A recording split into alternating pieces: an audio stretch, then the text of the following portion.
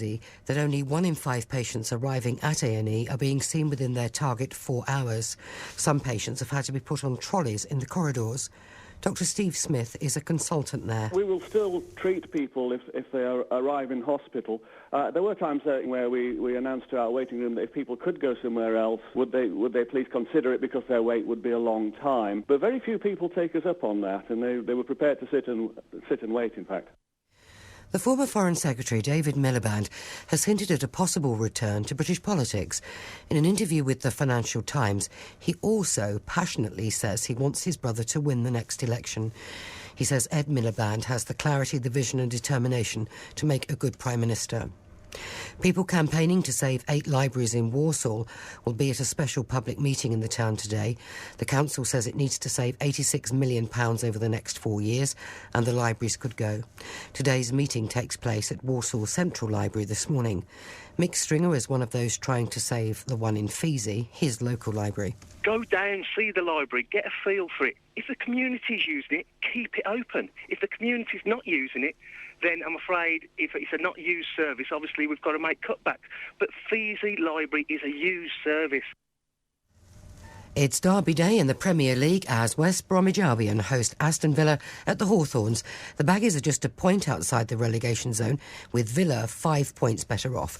There'll be full match commentary from 3. Former England and Villa manager Graham Taylor and ex-Baggies midfielder Iain Hamilton will be part of our team. Meanwhile, in the Championship, Wolves travel to Sheffield Wednesday and Blues are at home to Reading. And in League One, Walsall are at home to Barnsley. After a cold and frosty start, it'll be sunny and crisp, but becoming breezier as the day goes on. The top temperature today, 6 Celsius, 43 Fahrenheit. Cold and clear tonight, with temperatures falling to around freezing. BBC WM 95.6 News. There's more online at bbc.co.uk/WM.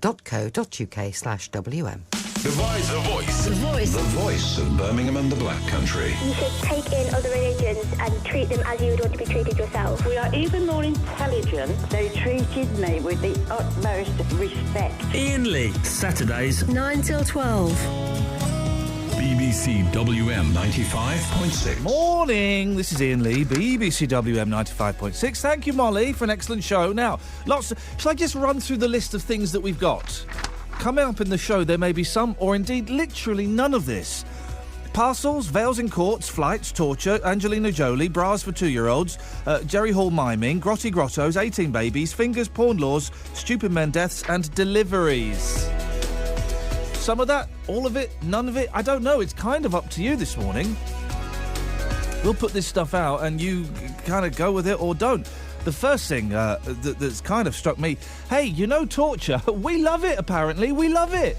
We love a bit of torture in this country. Is there... Well, the question that kind of springs to mind... I was trying to think of a clever question for this, and I can't. I'm trying to think of something a little bit different that hasn't been done to death, if you'll pardon the kind of pun, but I can't. So I guess the question is as simple as, is there ever an excuse for torture? Have your say. Across the West Midlands, call 03453 00 9956. BBC WM 95.6. I think I'm allowed to express an opinion on this one. I'm asking the question, is there ever an excuse for torture? The answer to me seems to be pretty obviously no. Seems to be no. There can't be an excuse for torture. But hey, guess what, guys? We've been doing it. We love it. No one's surprised. You're not surprised, are you, that the CIA and... Now, which one are ours? Are they MI5 or MI6? I always get them confused. One's, like, internal and one's external, isn't it? One's us and one is the rest of the world. MI6 is abroad. OK, that's the rest of the world. It's no surprise, is it, that spies torture people? You're not surprised by that, are you? I'm surprised that people are being surprised that spies are out there torturing people. UK spies may have seen CIA torture. May have seen it. Shock admission by former Labour Security Minister. Blair aide calls for Royal Commission into Britain's role. Is there ever an excuse for torture? No, I think is the answer to that. I can't think, and I've been thinking about this a lot. One of the things I do. I can't think of one possible argument for torture that stands up to scrutiny. 03453 009956. British spies may have been aware of torture carried out by the CIA. May have been aware. They may have been. They might have been aware about it. We knew about it. We were doing it, guys. Come on. In the most frank official acceptance yet of potential complicity, Lord West of Spithead. There's a place called Spithead? Imagine. So, what are you Lord of? Spithead? What? I'm sure I've got that film on video somewhere. Lord West of Spithead accepted there may have been the odd case where UK agents knew of mistreatment and may even have been in the building when it happened. But don't worry, they were at the coffee machine. Are you further's going to torture this guy? Yeah, go and get a coffee then.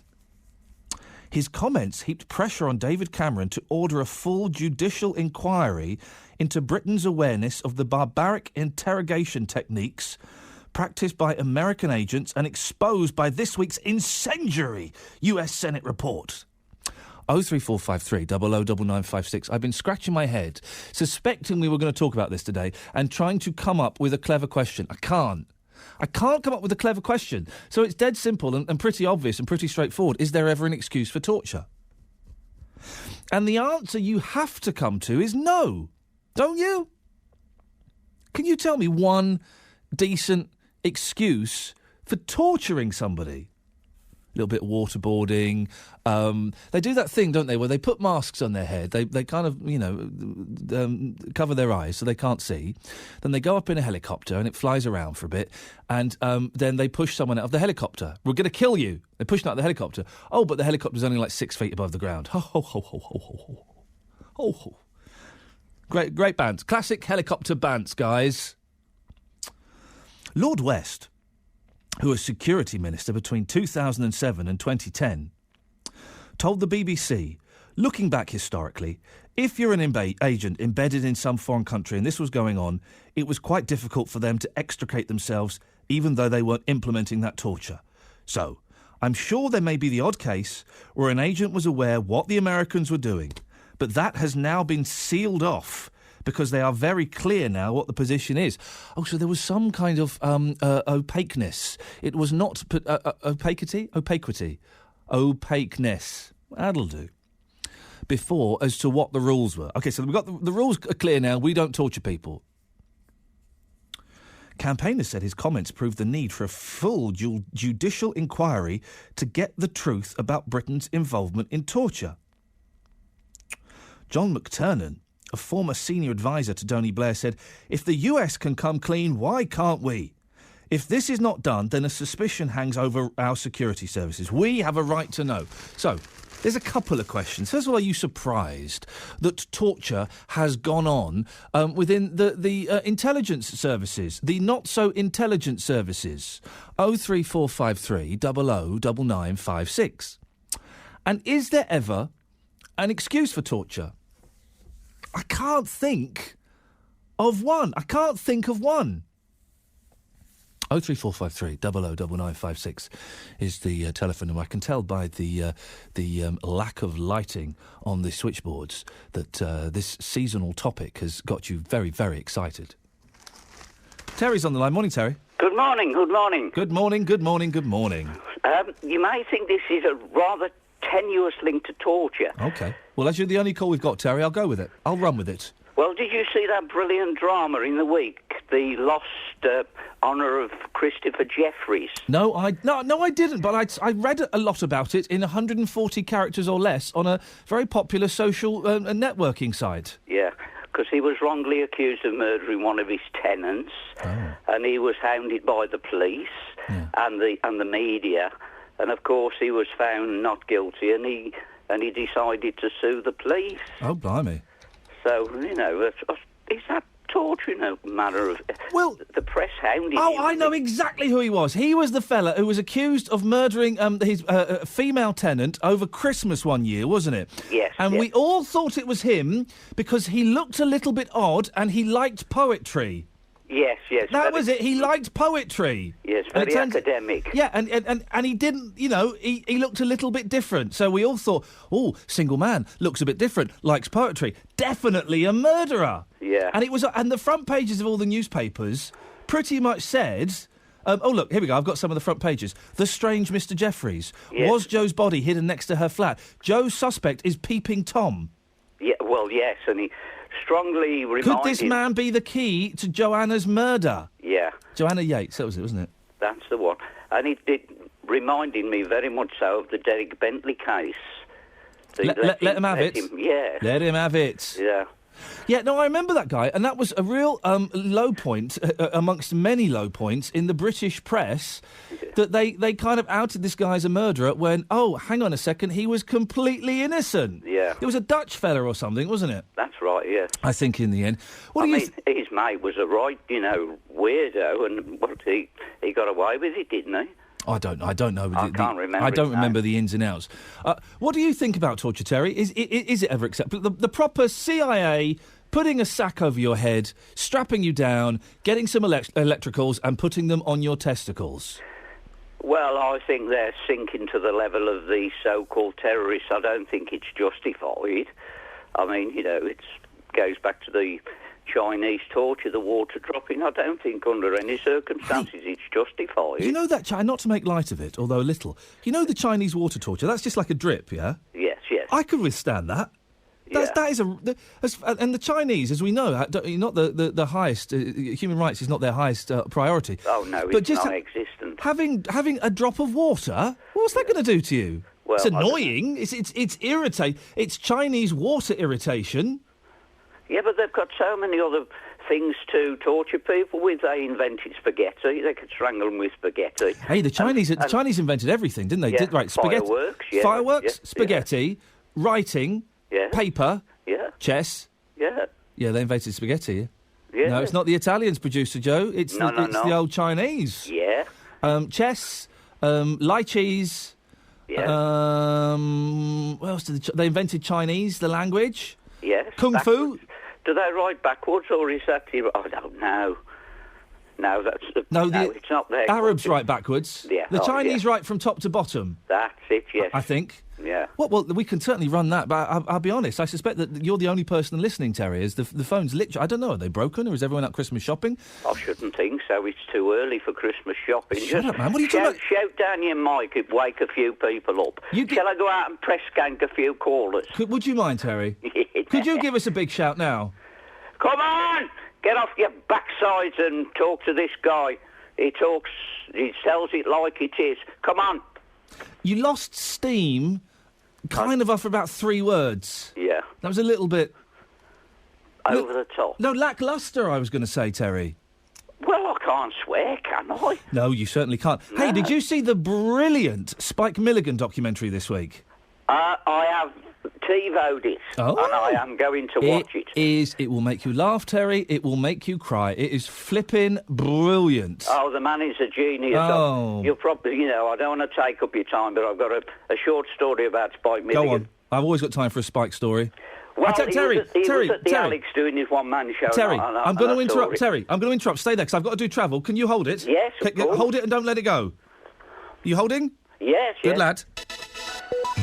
BBC WM 95.6 will get the Spike story after the travel with Liz. Thanks, Iain. Good morning. Quite a few problems on the roads this morning. The M54 is the main problem. It remains shut in both directions. Because of an accident, it's closed between the M6 interchange and junction 2 at Wolverhampton, the A449. Traffic is queuing now in either direction, so on the M6 you can't get onto the M54. The accident itself happened around about 7 o'clock this morning on the westbound side of the carriageway, but it remains shut, as I say, in both directions. The A42 south, the entry slip road has been shut. A vehicle is overturned by junction 2. Just looking at the Highways Agency cameras around that turn for Church and Redditch, Highways Agency officers are at the scene, and it's looking a little bit busy passing there on the southbound side of the carriageway. Around Lichfield, there's still a lane out on the A5148 westbound near to Swinfen Island and the M6 toll. That's because of an accident there. That's looking rather heavy as you squeeze by. Whitmore Reens in Wolverhampton, as you head along New Hampton Road West, part of that is closed near to Clifford Street. Police dealing with an incident. There is a diversion now set up there.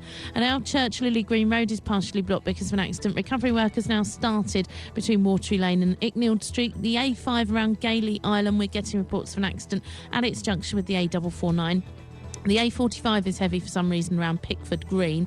Best news on the M5 going north. That lane has reopened now. There's an accident between 3 and 2, Hellsend to Albury. Traffic's looking much better. There's delays of 15 minutes on train services between Birmingham, Snow Hill and Banbury because of a broken down train. If you can update us, 08453 002288. There's no way that you can hide from that fact. It's a big, big game. Today, BBC WM 95.6 presents exclusive FM commentary of West Bromwich Albion against Aston Villa. I'd rather have the pressure than no. You've got to have pressure to perform. Can Alan Irvine's side restore some pride at home? Can the Villa go 6 games unbeaten? Benteke is back. He's back on the score sheet. West Brom versus Villa, the West Midlands derby, with our guest summarisers Iain Hamilton and Graham Taylor, live from the Hawthorns today from 2. BBC WM 95.6. Give it to me, Terry. On Memento, s'il vous plaît. Come on, you listeners, put your Christmas shopping on hold and light up this guy's switchboard. Right. You need to give out the phone number, Terry. Radio WM 03453 009956. You are even better than Danny Kelly. Well, it's not really. Nobody's better than Danny. Hey, I love the man. You're better than Danny. Listen, next time Danny's off at court or something, do you fancy coming in and filling in for him? Oh, absolutely, yeah. Let's send up the whole airwaves. Let's blow up a BBC WM 95.6 with your words of wisdom. Anyway, Spike Milligan. Well, he was at the Alex, and after the show, between the two shows, I went backstage, spoke to the stage doorman. I said, I'm, very apologetic. Do you think I could have Spike's autograph? He says, just hang on a minute. So he went upstairs to the dressing room. He back. He says, that's fine, just go up to the first floor in the dressing room, which I didn't expect. Knocks on the door, and there's a rather, well, for want of a better word, a rather depressed come in. Yeah. And walks in with my autograph book, and I'd forgot my pen. Yeah. And it was obvious that he was in a low mood. Yes. And I said hello, he says hello, and I says, hello. Sorry to disturb you, would you mind signing my autograph book? I says, I apologise, I've lost my pen. So he put in the autograph book to Terry, buy a pen. Hey! Spike Milligan. I went and saw, I love that, I went and saw with 4 of my friends when we were 16, we went and saw Frankie Howard. Right? Oh, yeah. And we went backstage. Oh, any chance we could meet Frankie Howard? Oh, yeah. Well, yeah, 4 16-year-old lads. Yeah, he was well up for it. Oh, yeah. And we went in, and he was fishing out little empty miniature bottles from his pocket. Yeah. And he signed this picture, and he wrote on there a really long. It was like almost an essay, and I've got no idea what it says, and I threw that away. Can you believe I threw Frankie Howard's signed photograph away? What a plum. Well, he signed my programme when he was at the Grand some years ago, but there was no miniatures. I mean, if he'd have had some miniatures, I'd have joined him in a quick snifter. Terry, thank you very much indeed. Malcolm, stay there. We'll come to you in a minute. 03453 009956. Well, already 20 minutes in, we're talking about Frankie Howard and Spike Milligan. How did we get there? Via torture. Don't quite know how, but we did. We're talking about torture because it's been in the news all week. Is there ever an excuse for torture? I've been trying to come up with a clever, prescient, intelligent question, and I can't. It boils down to that. Is there ever an excuse for torture? I'd love your thoughts on this. 03453 009956. The Home Secretary, Theresa May, is to be questioned by MPs on Monday about any involvement that she may have had in the US Senate report, which found the CIA had tortured terrorism suspects. It's been reported that she lobbied the committee to exclude information relating to the UK. But Downing Street has insisted that none of the redactions in the report relate to any allegations of UK involvement in the mistreatment of prisoners. Your thoughts, please. Before that, let's speak to former SAS soldier and author Andy McNabb. Morning, Andy. Andy, is there ever an excuse for torture? Well, I think there is. I think that certainly long-term torture, even the Nazis in the Second World War, realised very quickly that long-term interrogations are counterproductive because if you're questioning, you're leading with bad interrogations, with leading questions. That the person who's being interrogated will just agree with it, just to get out of it. Or actually, as a tactical tool, what happens is the information you're getting is because they've been interrogated for so long is irrelevant.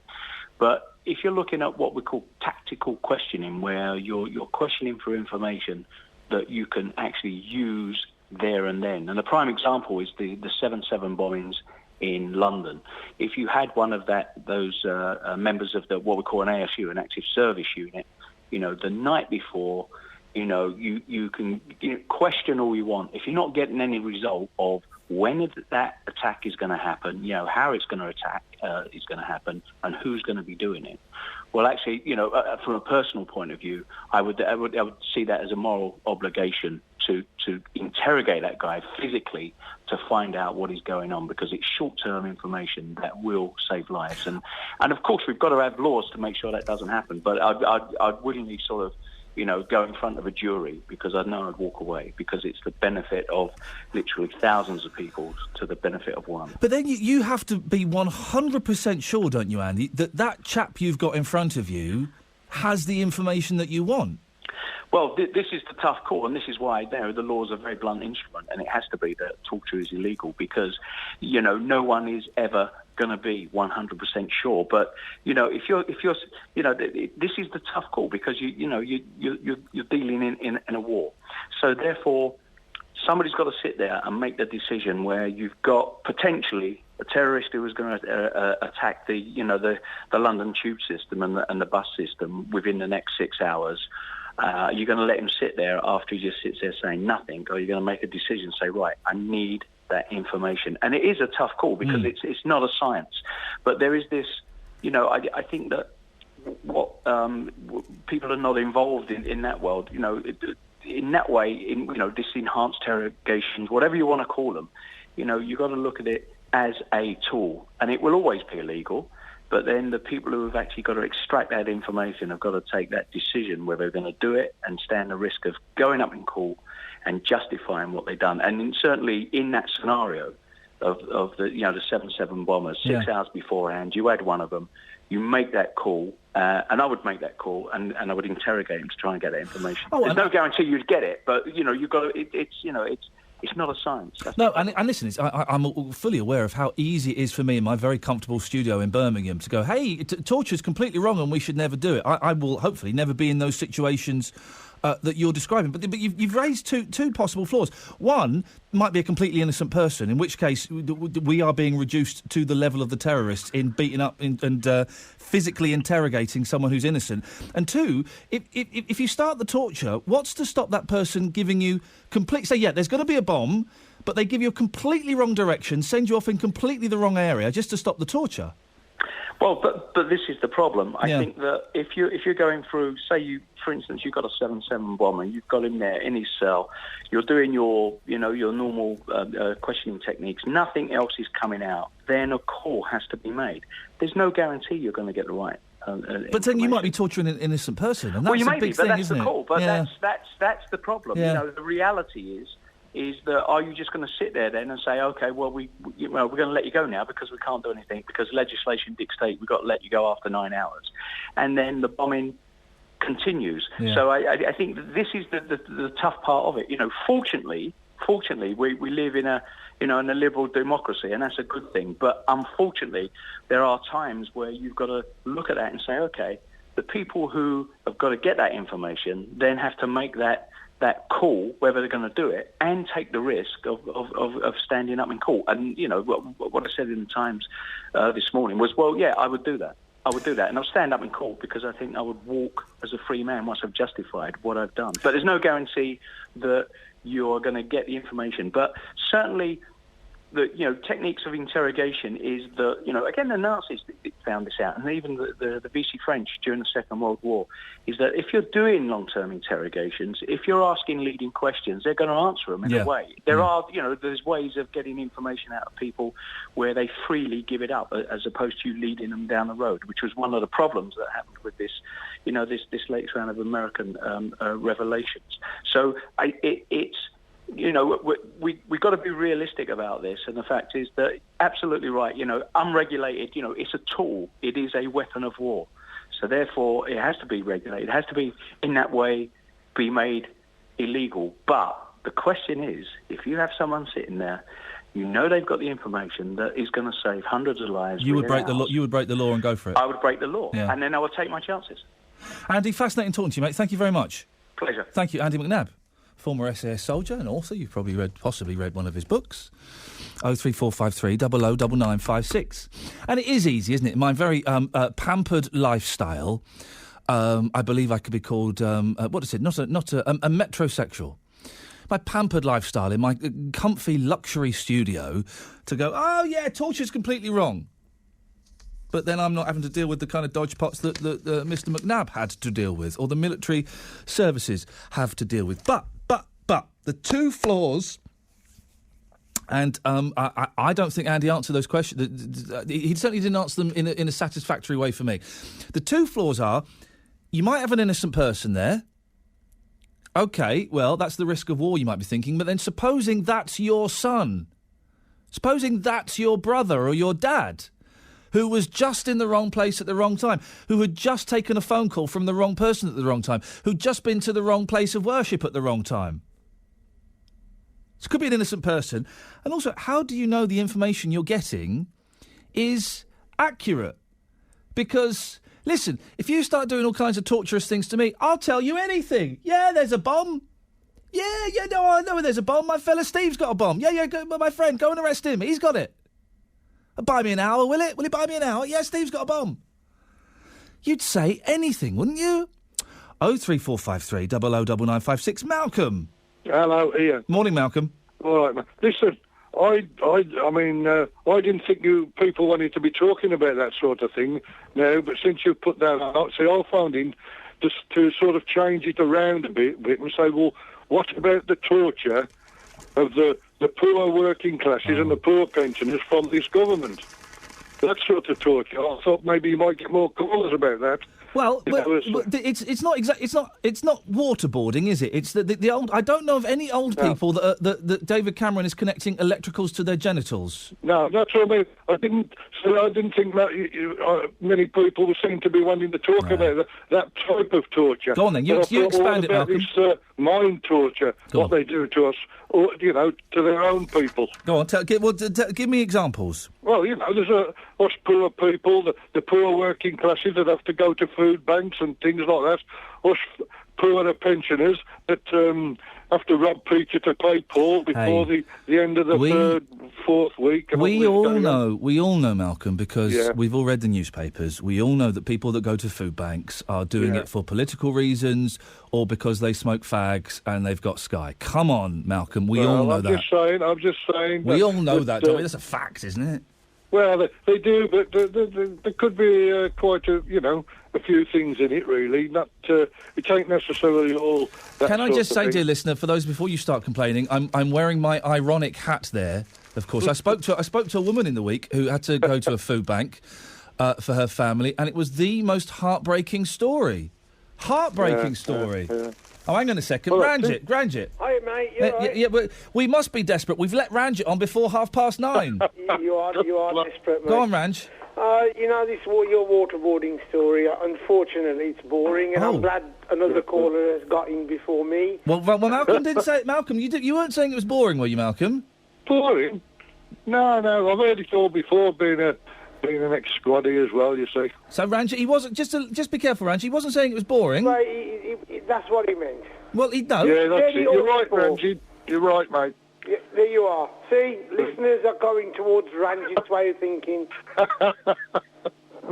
Okay. Listen, and I think this caller is right, that the general population of this country are being tortured by people who are privileged. Right? That's it. That's not just the politicians. That's it, Ranjit, you're right. Yeah. And I was watching, Danny Kelly done it yesterday about Russell Brand and Nigel Farage. Now, that's boring. No, I'm not boring. No, well, you are a little bit, Ranj, but the Nigel Farage and Russell Brand, that's boring. No, it wasn't boring. No, it is. That's a boring... No, listen. No. No, listen. The fact that your government is torturing people is... It might be a little bit boring, but it's less boring than Russell Brand and Nigel Farage. Do me a favour. No, the thing you got to do, Ian, is shut your mouth for a while and listen to what the other person's saying. My microphone is off, Ranj. right? See, that's what he does. He fakes I know. me out. He does that, yeah. He fakes me out. Now, those two people on that programme are both privileged people, right? And what they were doing was exploiting the common people, making them go against each other. Hang on a minute, but Russell Brand is a common person. He's just happened to have done well for himself. He's got plenty of money. Yeah, no, but Ranjit, he started off with nothing. He was a massive junkie. He nearly died. Yeah. And he's turned his life around and is a success story. He's a success story. Yes, he's probably championing, right, the working class people in his own way, right? But no, I think he's privileged now. Ranjit, let Malcolm say something. Only because his mother is a celebrity. There you are, then. There you are. That answers my question. If you're born with a silver spoon in your mouth, you can be led up the garden path. If you were born with a silver spoon in your mouth, you can be led up the garden path. I have no idea what that means. Listen to me. Your average poor person that's going to take drugs, right, isn't going to have unlimited wealth to buy, pure cocaine and pure whatever he was having, right? And at the moment, yes, he's trying to champion the working class people, but what he's doing, in a way, I think is the questions he should be asking, right? And I don't think he really went there. Nigel Farage, why isn't he talking about offshoring? Offshoring is it? But yes, I know what it is, Ranjit. I don't care because it's boring. No, it isn't. This is what the listeners want to talk about. But the listeners want to talk about offshoring. Okay, you ask the next. Listen, let me explain to you what offshoring is. No, I'm going to ask... Let me explain to you what offshoring is first. Flipping heck, Ranj. Offshoring is not when immigrants come and work in this country, when we take a call centre to India or to the Philippines. Let me ask, Dave. Hello. Do you want to talk about offshoring or is it boring? Well, I didn't phone up for that. Would you? Well, okay. Oh, God, blimey. Would you like to talk about offshoring, Dave, or is it? Do you think it's boring? It ain't boring to them that are interested in it. Yeah, well, no, nothing's... Oh, flipping it. There you are, Iain. It's like having three not-so-wise monkeys. It ain't boring to thems that are interested in it. Well, you could say that about anything. That's right, but can I make a point, please? Oh, is the point that you want me to cut Ranjit off? No. Oh, flipping heck. If you three love each other so much, why don't you go and get married? You're on about the influence of this government. Yes. The influence of the government. Was I? I don't know. Are you aware, Ian? Yes, Dave. That as a direct result of their policies, this government, yes, people have actually died. Yes. Now that is not a joke. Who? Multiple disabled people. Yes. Who have been found to be fit for work. Yep. They have either committed suicide, some of them, God rest their souls. That's not the government's fault.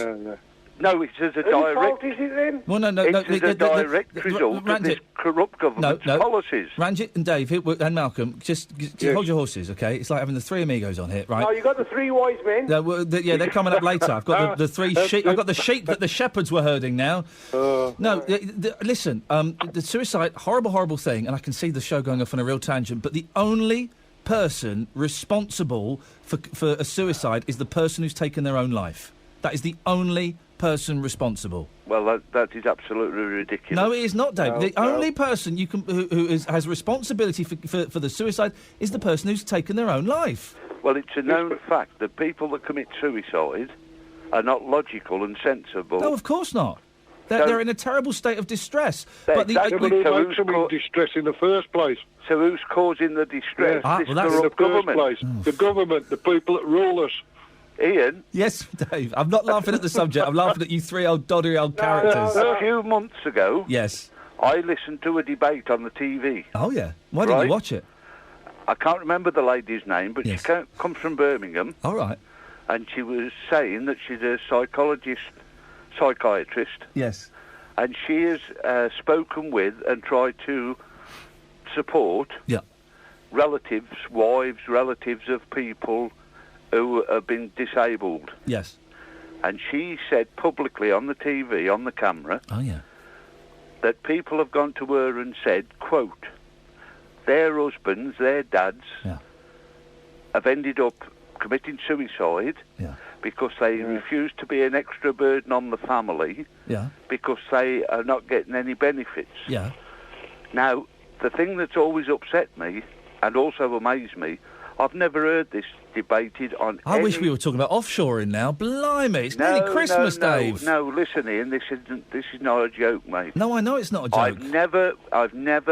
I've listened deliberately. Wow. And I've never heard this situation be discussed by anybody. Okay, well, we are discussing it, but yes, I don't quite know why. What do you mean? What is the most important thing on earth, Ian? My two sons, of course. Life is important. No, my two sons. They're the most important thing on earth. The most important thing is life. If you haven't got life, you haven't got anything. Well, you haven't got... You'd be dead, yes. Yeah. I'm not quite... This is like having... Is it 11:30 and we're at a lock-in in some dodgy pub? Because it's like having... when one of my granddads was alive, bless him, and just hearing his philosophy on the world that didn't really make much sense. The most important thing on the earth is life. If you haven't got life, you haven't got nothing. Well, exactly. You haven't got anything. Flipping heck. Okay, so what do... I'm confused. The Malcolm, what did you call in about?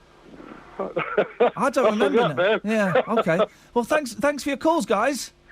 All right. You better get the news on. Bye, Ranj. Bye. Bye, David. Bye. There we go.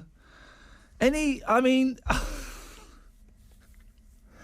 03453 009956. Blimey. I think they owned me there. In a weird, bumbling... I mean, listen, you know this show, and my tongue is slightly in my cheek. You can call in and talk about anything you want, and I love it, and I love the fact that they feel they can. But with suicide, the only person responsible for the suicide is the person what has killed themselves. They've made that decision. Now, it's very likely that they're not in a particularly... well, obviously, by definition, they're not in a clear-thinking state of mind, and there may be a whole myriad of pressures going on around them, financial, benefits cuts, they've lost their job, their wife's left them, their kids have died. There could be all kinds of reasons. But the only person responsible for that person taking their own life is the person who kills themselves. That seems obvious to me, doesn't it? Well, what a fun Christmas special this is. 40 minutes in, torture and suicide. Merry Christmas, guys. Iain Lee. On BBC WM. 95.6. The voice of Birmingham and the Black Country. 03453 009956 is the telephone number if you wish to give us a call. Nick's on the line. Morning, Nick. Hello, Ian. What you got for us, boss? Well, I love Ramsey.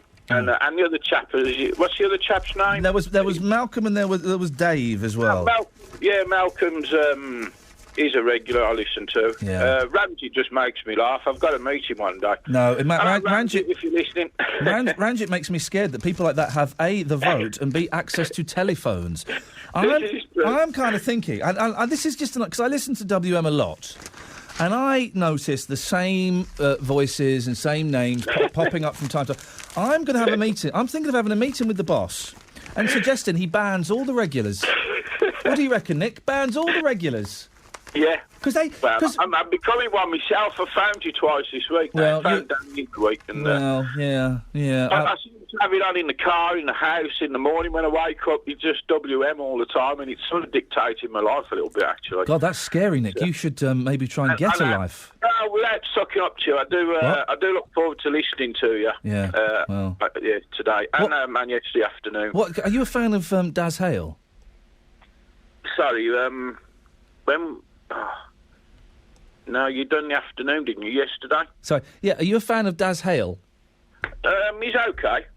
He's not in your league, no, but he's okay. I mean, what were his good points, and where could he improve, do you think?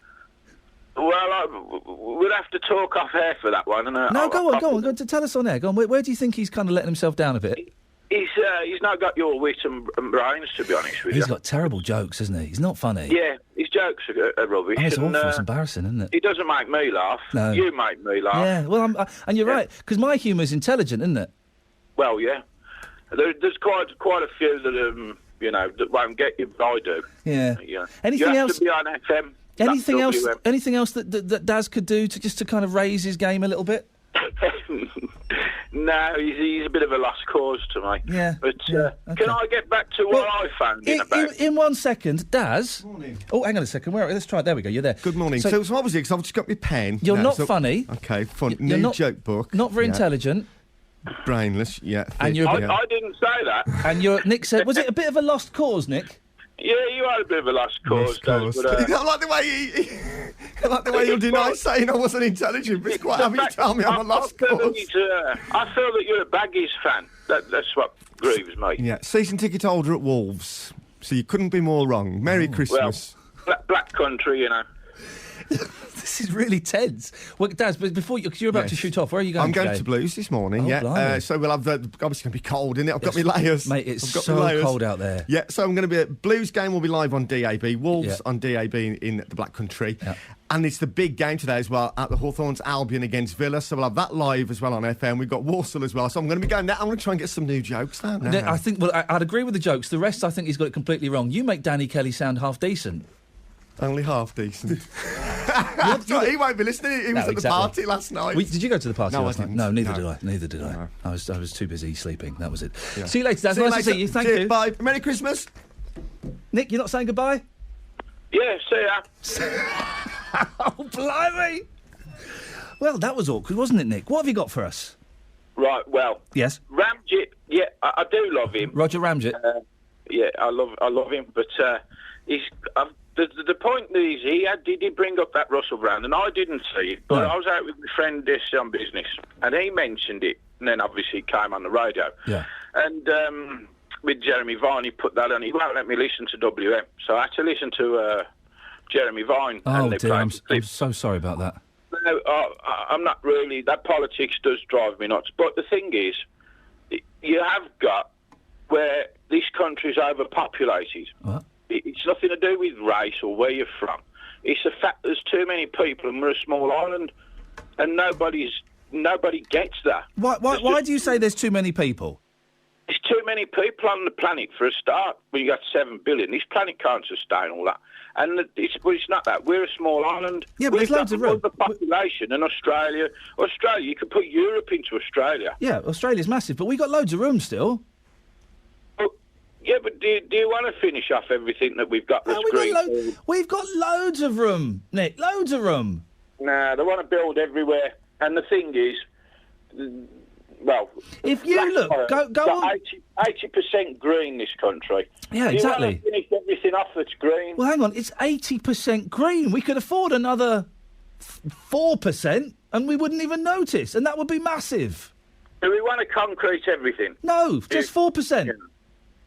Do we want... Yeah, but the thing is, they're on about hospitals and this, that, and that. Yeah. There is too many people. This country's not geared up to take in 250,000 plus new births every year. Yeah, but how many people are leaving? Well, that was the net. The net was 250,000. Hey, I never know the difference between net and gross. If I'm getting paid, do I want to get paid? Do I want to get paid in net or do I want to get paid in gross? Net. Oh, nuts. I need to speak to my agent. Thank you, Nick. 03453 009956 is the telephone number. You can email ian.lee, IAIN.LEE at bbc.co.uk, or you can text if you want, 81333. Start your text WM. It's one of them shows. What have we had so far? Torture. We've had Andy McNabb. We've talked about people committing suicide. Having a good Christmas, guys. Let's get the travel news. Here's Liz Saul. It's not a lot better, I'm afraid, Ian, as you head along the M54. Shut in both directions, still between the M6 interchange and Junction 2 at Wolverhampton, the A449. The carriageway is closed in both directions around 8:15 this morning after an accident which initially closed the westbound side of the road. Queues and delays in the area as a result. Obviously, you can't get from the M6 onto the M54, so you're having to follow a diversion, the A449. And on the A449 at Standiford, there's a lane shut because of an accident around Station Drive near the bus stop at Four Crosses. Police are at the scene, but obviously that's part of the diversion route, so it's looking very heavy going anyway. Around Lichfield, the A5148 has now been shut in both directions because of icy conditions which caused an accident between Swinfen Island and Wall Island. As I say, we understand from police that actually there have been quite a few accidents along this stretch, some large and some small, but they have now shut the road both ways because of this. The M42 going south, the entry Slip Road has been closed again for recovery work of this vehicle which overturned at Junction 2. That's the Church and Redditch exit. The M6 toll south, the exit Slit Road shut at Wall Island. That's because of the problems on the A5148. The M5 is queuing southbound 2 to 3 between Oldbury and Hellsowen. Round Erdington, Holly Lane remains shut. Police dealing with an incident at Kingsbury Road. Police also doing some investigations around Wolverhampton, and New Hampton Road West remains shut because of as a result near to Clifford Street. And Alvechurch Lily Green Lane is partially blocked. Recovery work has now started on an accident between Watery Lane and Icknield Street, and there's problems on train services through Birmingham. 2 separate signalling problems and a broken down train. If you can update us, 08453 002288. BBC WM 95.6 at Christmas. It's your turn again now, both the congregation and for listeners all around the West Midlands. Join BBC WM presenters at St Philip's Cathedral in Birmingham. Monday the 22nd of December from 1 for festive carols and readings. Christmas can remind us of the pleasure of giving to others. And the glory of the Lord shone around them. Entry is free. Christmas on BBC WM 95.6. 03453 009956. Don't worry, I've got a subject to lighten the mood. It's men dying. In funny ways.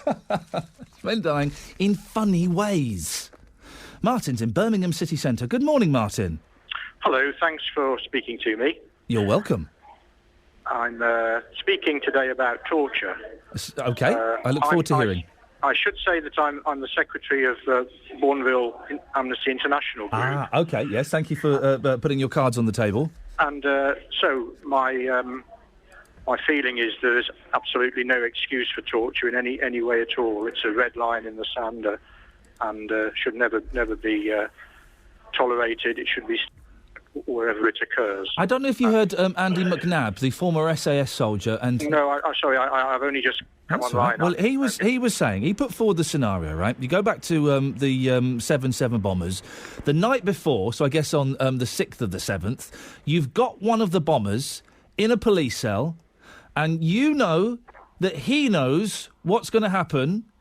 And he's not talking. Tell us, give us the truth. I'm not telling you anything. Tell us what's happening. I'm not telling you anything. So if it would save all of those lives, or some of those lives, that were destroyed on the 7th of July, if you could get that information out of him using torture, would that not be a good scenario? I mean, this is the argument that's always put forward in support of torture, but I find it morally indefensible. For me, it's not just a practical argument, it's a moral imperative not to have torture. But even if it would save all of those lives? Yes, because violence just creates more violence, and in the long run, nobody benefits. It's just a cycle, a vicious cycle that's perpetuated by treating people in this way. But if you torture... And also, of course, we know that people under torture will say anything. Yeah, but if you would... And often, yes, the truth is not the truth. Yes, but if you could stop some of those bombs going off on July the 7th by... Andy had some great phrases, didn't he? By enhanced interrogation, he called it. Well, enhanced interrogation is torture. Yes. Why do we have to use euphemisms? Let's just say torture. OK, but if you could save some of those lives by using physical interrogation... torture. Yeah, but if you could save some of those lives by using physical interrogation or enhanced interrogation, wouldn't that be justifiable? No, because two wrongs don't make a right. But you're saving all those lives. You're doing. You're damaging. You are, but look, life is not simple, and there are always decisions to make, and in this sort of way. What I'm saying is that as soon as you condone that, then you condone all forms of torture. Torture that Americans have been doing, and has just come to light this week. Torture that's happening in many countries in the world. And if we don't set an example in the so-called developed world and just say we will not do this, then it just is a green light, as it were, for other countries. How can we argue with Bahrain? How can we argue with the Central African Republic? How can we argue with Saudi Arabia when we've done exactly the same ourselves? It's morally indefensible. I suspect the families of those people who did lose their lives or were maimed on July the 7th wouldn't have been that bothered if someone had put a bullet in some fella's knee. And that's not a fair point, because... But why is that not a fair point, Martin? Because your point is that the people whose families tragically lost their lives, and obviously I feel my heart goes out to them, and still their pain and suffering is still going on. But you can't ask those people whether they condone torture. Well, you can ask them. Because you can ask them, but they aren't the people at the end of the day who should make that decision. You are. No, it's our democratic process that should do that. But their opinion is just as valid as yours. Of course it is. Of course it is. But, it's if we made our decisions on how we're going to behave as a moral, ethical society on such extreme situations with people in extreme pain and suffering because of what's happened to their loved ones, we'd have all sorts of odd laws going on and all sorts of moral stances. We have to have a democratic view on it, unfortunately. You said something there, Martin, that made me smile. You said we're a moral and ethical society. We're not, are we? We're not if we condone torture. I really appreciate your time, Martin. Thank you very much. Can I just say one thing before you go? Sorry. We have a just very quickly. We have a concert today. It's an Amnesty International Freedom from Torture concert in Cars Lane Church at 11 o'clock. Yep. So if your listeners are interested and are in Birmingham City Centre and are a bit cold and would like to come, it's 11 o'clock at Cars Lane Church. It's a wonderful, uplifting...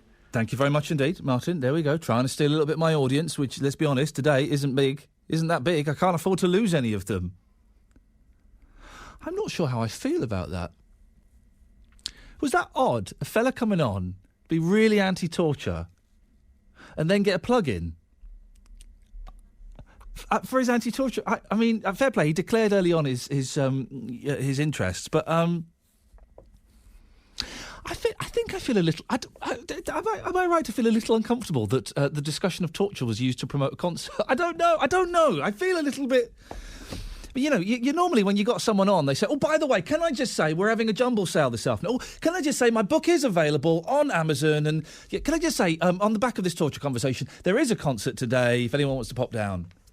I don't know, I feel weird about that. 03453 009956 is the telephone number if you want to give us a call. Middleton, Marlow, Moseley, Oldbury, Pattingham. Have your say across the West Midlands. BBC WM 95.6. Hey up, Jim, what you got? Hello. The last caller that phoned in has the moral high ground. Obviously he does. It's not nice to think that anybody's going to be tortured. Yeah.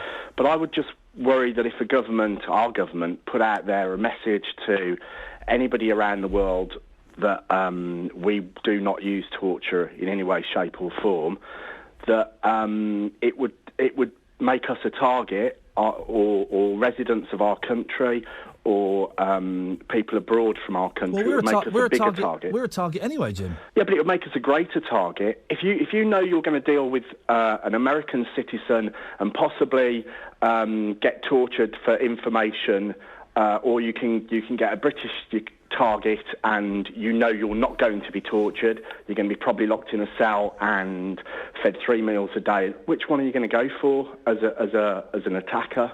You're going to go for the British subject. Because listen, those dodgepots in ISIS, for example, first of all, they lump Britain and America together. We are equal bounties.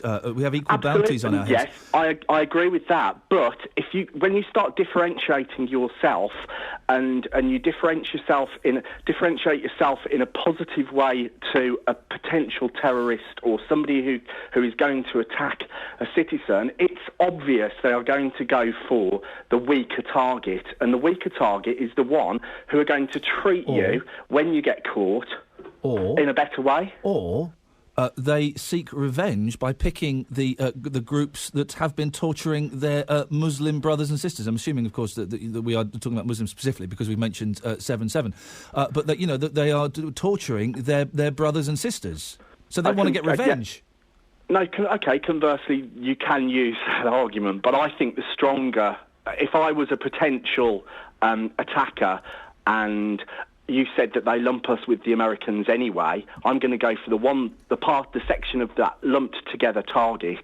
I'm going to go for the one that will treat me better if I'm caught. But it turns out, Jim, this is moot anyway, because we do condone torture in this country. That's the thing. The CIA do it, and we kind of go, all right, fellas, where do you want us to put the rope? Well, you can't not.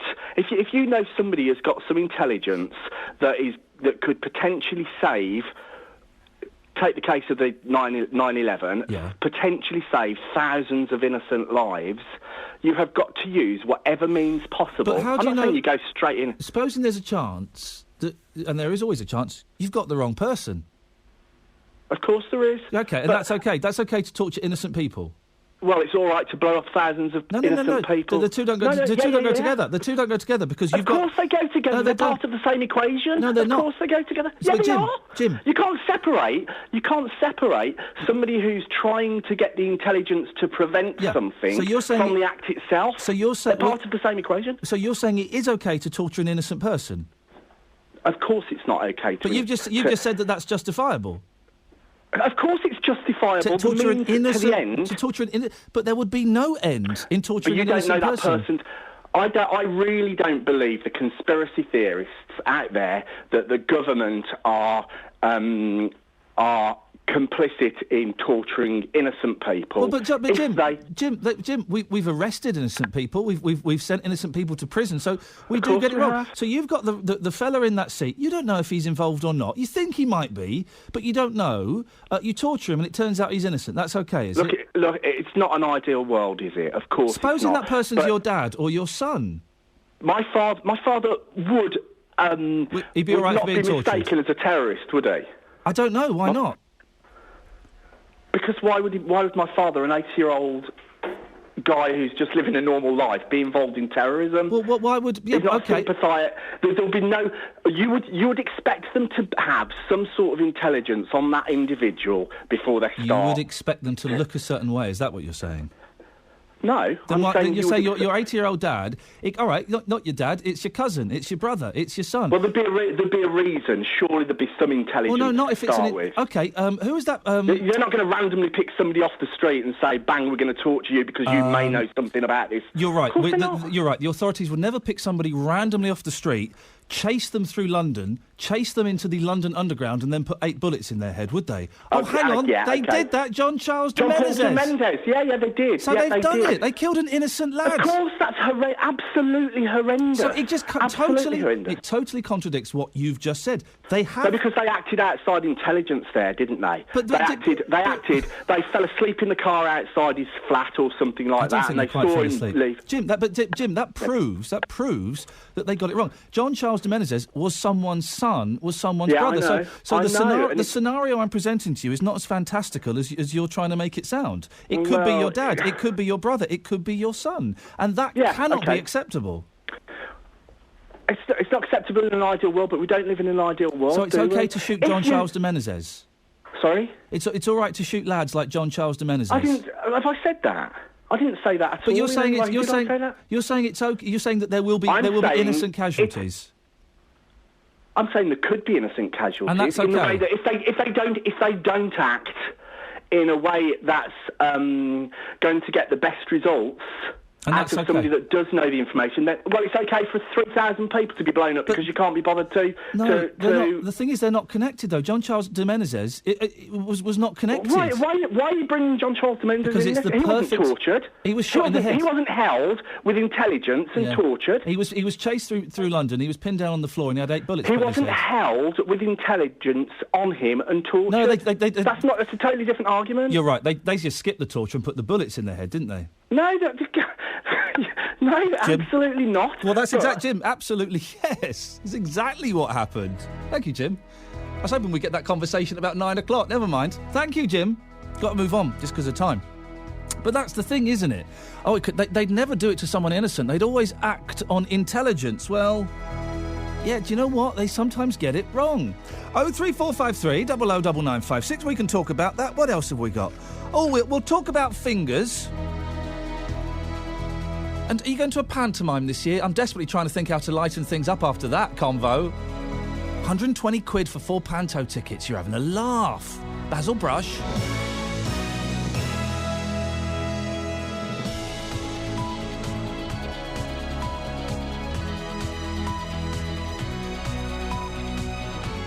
The voice of Birmingham and the Black Country. BBC WM 95.6. Thank you for that call. Thoroughly enjoyed that. It's 10 o'clock. We'll take more of your calls after the news with Nicole Pullman. Hang on, Nicole. I've got you on the wrong fader. Hang on a second. My fault. Hang on a second. What would that be? Let me try that. Are you there, Nicole? I am. I do apologise. My fault. Away you go. Nearly 40 flights into and out of Heathrow Airport have been cancelled this morning as a result of yesterday's technical failure at the Air Traffic Control Service NATS. Officials say the system is now fully operational, but there has been a knock-on effect. The Transport Secretary, Patrick McLaughlin, said the situation was unacceptable and an investigation is underway. Flights are expected to get back to normal. A former senior air traffic controller, Martin Clipp, says that NATS was facing financial pressures. NATS is funded by what the airlines pay and ultimately the passengers pay for the service. The situation over the next 5 years, and that's why there's been a lot of redundancies this year, is that the Civil Aviation Authority, which is a government organisation, requires NATS to reduce its costs. You can't build absolute resilience in absolutely everything. People are being asked to consider whether they really need to use the A&E department at Heartlands Hospital in Birmingham this weekend. Bosses say services are under extreme pressure and some patients have had to be put on trolleys in corridors. Only 1 in 5 people arriving at A&E have been seen within the 4-hour target. Dr. Steve Smith is a consultant there. It's going to take several days to get over this hump, and it's going to be difficult throughout the whole of the winter period. We really need to be a bigger hospital than we are to cope with the pressure, and that's always been an issue for us. A public meeting's about to get underway in Walsall about plans to close 8 libraries in the town. The council says it needs to save £86 million over the next 4 years. One of the libraries that could close is Feasy. Mike Stringer is campaigning to keep it open. Our library is so much more than a library. We had Authors Week not long back where there was actually a real life-size Dalek. There's a toddlers club there that has a reading hour. There's schools use it. My daughter herself had a carol concert down there with the over 50s. The list goes on. Walsall Council say no decision has been made yet because the public is being asked for its views. It's Derby Day in the Premier League as West Bromwich Albion host Aston Villa at the Hawthorns. The Baggies are just a point outside the relegation zone, with Villa 5 points better off. Nigel Coombs is a Baggies fan and May O'Grady supports the Villa. They work together at passenger lift services in Smethwick. Well, if we start the match like we did against West Ham, blood and thunder, and keep it going, I think we've got a fair chance. I think it'll be a close game, and I think Villa will just nick it, I think. Yeah, I think they're going into the game with a bit of confidence, but it'll be close. There'll be full match commentary from 3. Former England and Villa manager Graham Taylor and ex-Baggies midfielder Iain Hamilton will be part of the team. Meanwhile, in the Championship, Wolves travel to Sheffield Wednesday and Blues are at home to Reading. And in League One, Walsall are at home to Barnsley. After a cold and frosty start, it'll stay sunny and crisp, but starting to become breezier as the day goes on. The top temperature this afternoon, not very warm at all, 6 Celsius, 43 Fahrenheit. Cold and clear tonight, with temperatures falling to around freezing. BBC WM 95.6 News. There's more online at bbc.co.uk/WM. The Voice. The Voice. The Voice. The Voice of Birmingham and the Black Country. You should take in other religions and treat them as you would want to be treated yourself. We are even more intelligent. They treated me with the utmost respect. Iain Lee, Saturdays 9 till 12. BBC WM 95.6. Morning, that was a jolly first hour, wasn't it? Wasn't it, guys? Did you enjoy the torture special? What? You didn't? We'll make you enjoy it. 03453 009956. We'll carry on taking your calls about that. Shall we try and lighten the mood a little? Shall we? Yeah, OK. You're going to go to a pantomime this year. I booked tickets, right, to go and see, listen to these host of stars, Basil Brush, Postman Pat and Iridian. I Four people, 2 adults, 2 kids, £119. Let's be generous and call it 120, shall we? It'll be about 140 by the time we've bought sweets and stuff. 140 quid to see Ridian? I want to get rid of him. Guys? You going to see pantomime? 03453 009956. I do enjoy it. There's nothing better. Well, there's quite a few things better, but one of the joys of life is sitting in a theatre and hearing 500 kids shouting and screaming. Wonderful. 140 quid? Hi. 03453 009956. Have your say. Across the West Midlands, call 03453 009956. BBC WM 95.6. Do people go and see Panto because of who's in it? Or do they go and see Panto because it's the nearest theatre? That's what they do, isn't it? You go because it's the only... Twice I've been to pantomime because of who's in it, actually. Once it was the Fonz. And the other time it was Steve Guttenberg from the Police Academy films. I'm friends with Steve Guttenberg. Oh, yeah, I've got Steve's phone number. Oh, yeah, we text each other from time to time. Me and Mahoney from Police Academy. Oh, yeah. Why would anyone want to go and see Jerry Hall in pantomime? As the Wicked Queen in Snow White, says the Daily Mail. Jerry Hall, now, she's one of the world's most beautiful women. I've never got it. I have never got it. She's got an annoying Texan drawl. 03453 009956. As the Wicked Queen in Snow White, Jerry Hall was always meant to be the villain. But she found herself on the wrong side of the audience for an entirely different reason. What's the reason? When she mimed all her musical numbers in her pantomime debut. Well, how do we know that the people were upset? Were they booing her? Because you're supposed to boo the bad guy anyway. Yay! I always get a little bit too energetic. I think I made my son cry at the last pantomime because I was really getting into... Kill him! Kill him! Angry patrons branded it a complete joke and beyond ridiculous that the model lip-synced to a track of her own voice. She couldn't even do it well, they claimed, and often had her mouth closed when she should have been singing. There's one word in there that tells you why. See if you can spot the word. Angry patrons branded it a complete joke and beyond ridiculous that the model, she's a model. You know what I mean? Others roguishly suggested she could have asked ex-husband Sir Mick Jagger for singing tips rather than disappoint fans who'd paid up to £56 per ticket. Who's a fan of Jerry Hall? Well, I'm a big fan of Jerry Hall. What do you mean? Big fan of hers. Very disappointed. A £56 ticket to go and see her. She was miming.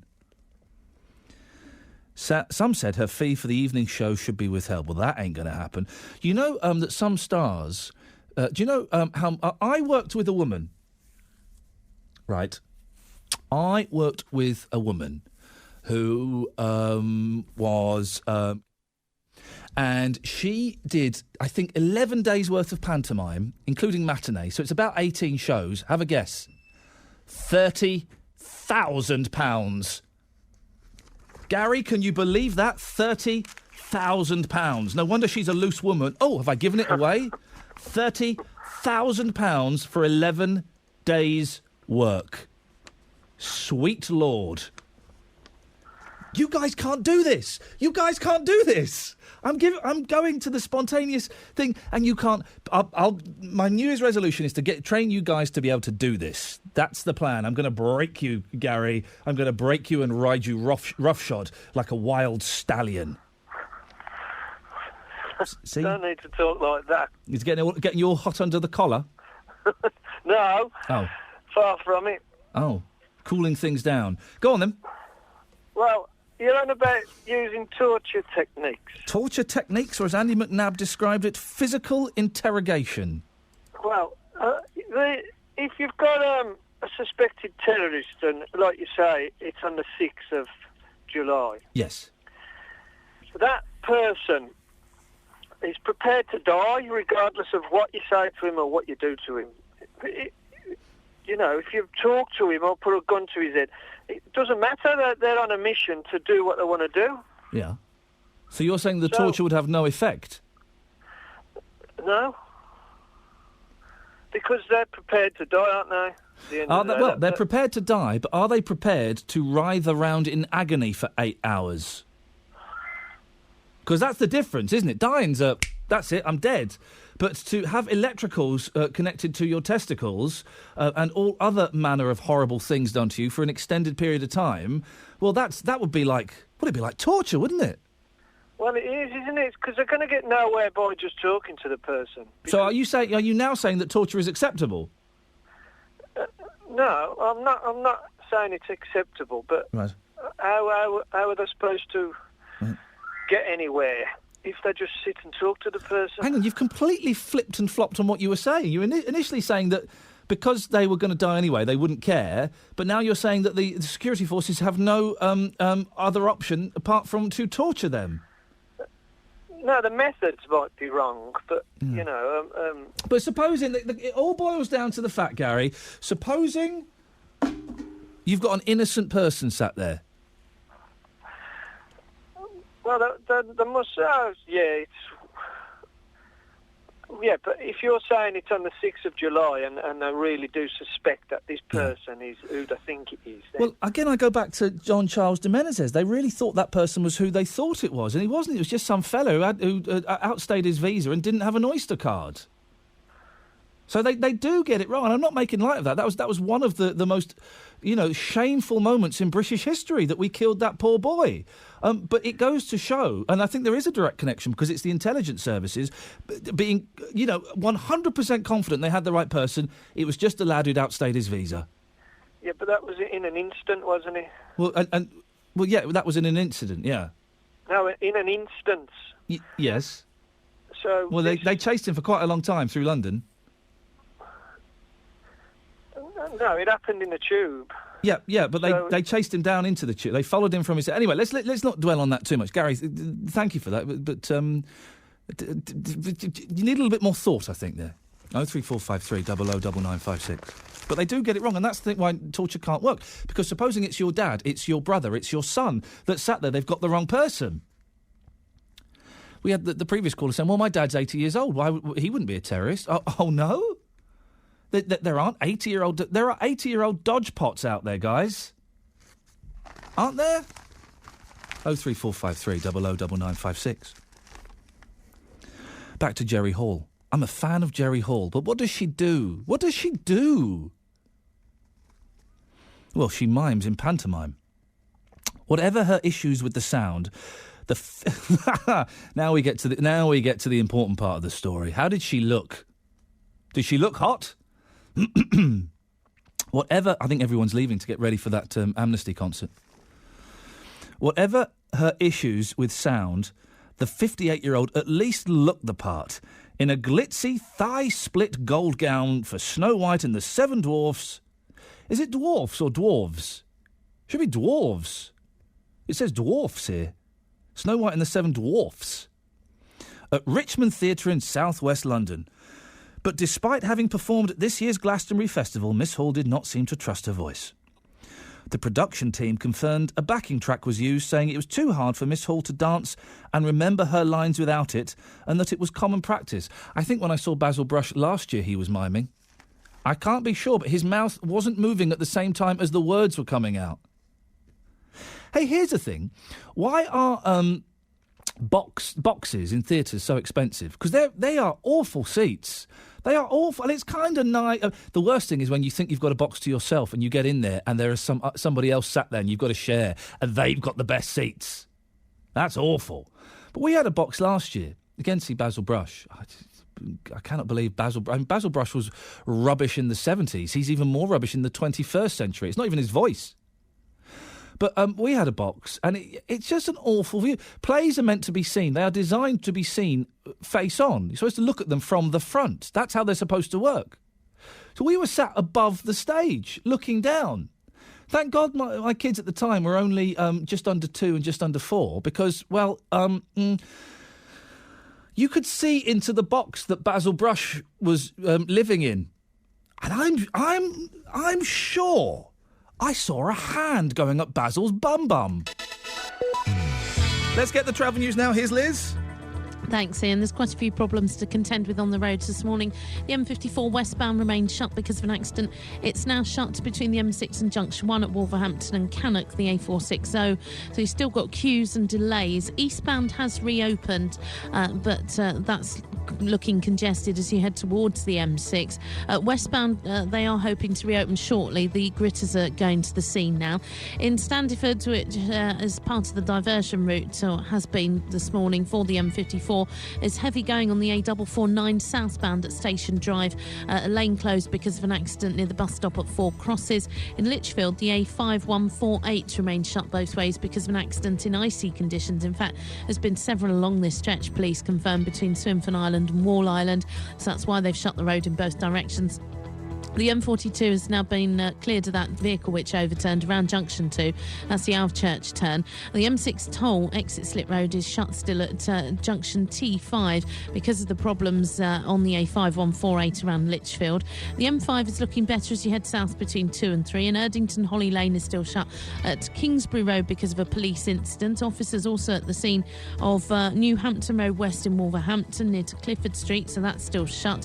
And around Alvechurch, Lily Green Road remains partially blocked because of recovery work on an accident near to Watery Lane. There's disruption on train services through Birmingham, 2 separate signalling issues and a broken down train. If you can update us, 08453 002288. The voice of Birmingham and the Black Country. Don't be nervous. Ellie was really nervous as well. Obviously went on to tell her story, which seems to have touched you. The abuse started to get physical. He'd have his hands around my throat, and I didn't realise, but he's actually sexually abusing my daughter as well. Sorry, Lisa, can you just repeat that last bit? Lisa, this man sounds like pure evil. I mean, listening to what you went through, I don't even know how you coped, how you got through it. What kept you there? It was fear. I got the courage to leave him in 1999. Caroline Martin. Monday to Friday, 12 till 2. BBC WM. 95.6. Hello, is this on? Guys, is this on? What have I said to have I finally succeeded in driving away all of the callers to BBC WM 95.6? I hope so. That was the mission. Hey, Producer Joe, after this walk through deep mud finishes at midday, we've got another 2-hour show to do. You ready for that? Flippin' heck. I bet we get more calls on that than we get on this. We're recording our New Year's Day special immediately after this show for you guys, and I really hope you enjoy it. Is anyone else suspicious of Mel B's mystery condition? I'm not buying Mel B's mystery condition. I'm not buying it. Mel B in hospital. She's seriously ill and what? May miss the final of the X Factor? Oh, is the final of the X Factor coming up soon? The X Factor series that hasn't been doing particularly well this year, and viewers have been leaving it in droves. I don't like the X Factor. I think I used to like the first rounds until I realised that we were basically laughing at mentally ill people, weren't we? Because they would get... This is how it works on the X Factor. 03453 009956. They would get people who are rubbish and obviously care in the community and tell them that they were really good and stood a really good chance of getting through to the next round. They may even make it to boot camp. Well, obviously, they were just there so that we could laugh at someone drooling their way through It's Not Unusual whilst wearing milk bottle glasses. And it's all about the hype, isn't it? Now, obviously, I hope that Mel B, who is... She's my fourth favourite Spice Girl. She's my fourth favourite Spice Girl, Bernie. Could you believe it? Really? Yeah.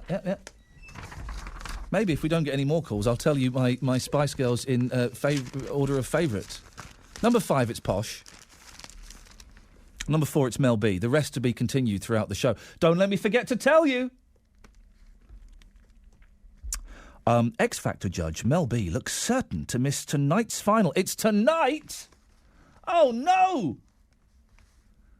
X Factor judge Mel B looks certain to miss tonight's final after she was dramatically rushed to hospital with a serious illness.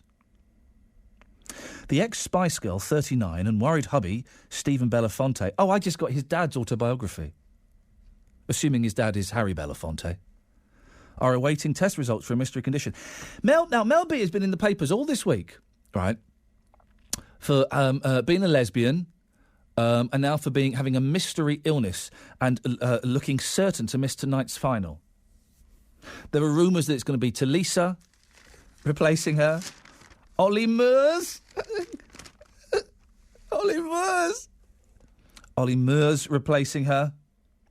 And there's a list of other names that I've never ever heard of who may be up for replacing her. She'll be there. She'll be there. I'm gonna put 50 pence down that she'll be there presenting it. It's all hype. The Cowler machine is working its evil magic, guys. Can someone explain to me what it is about the X Factor that you actually dig? Because I'll be honest, I don't get it, and I'm surprised. That programme's been going for 25 years. 25 years of the X Factor, and we're still falling sucker for it. It's not even a phrase.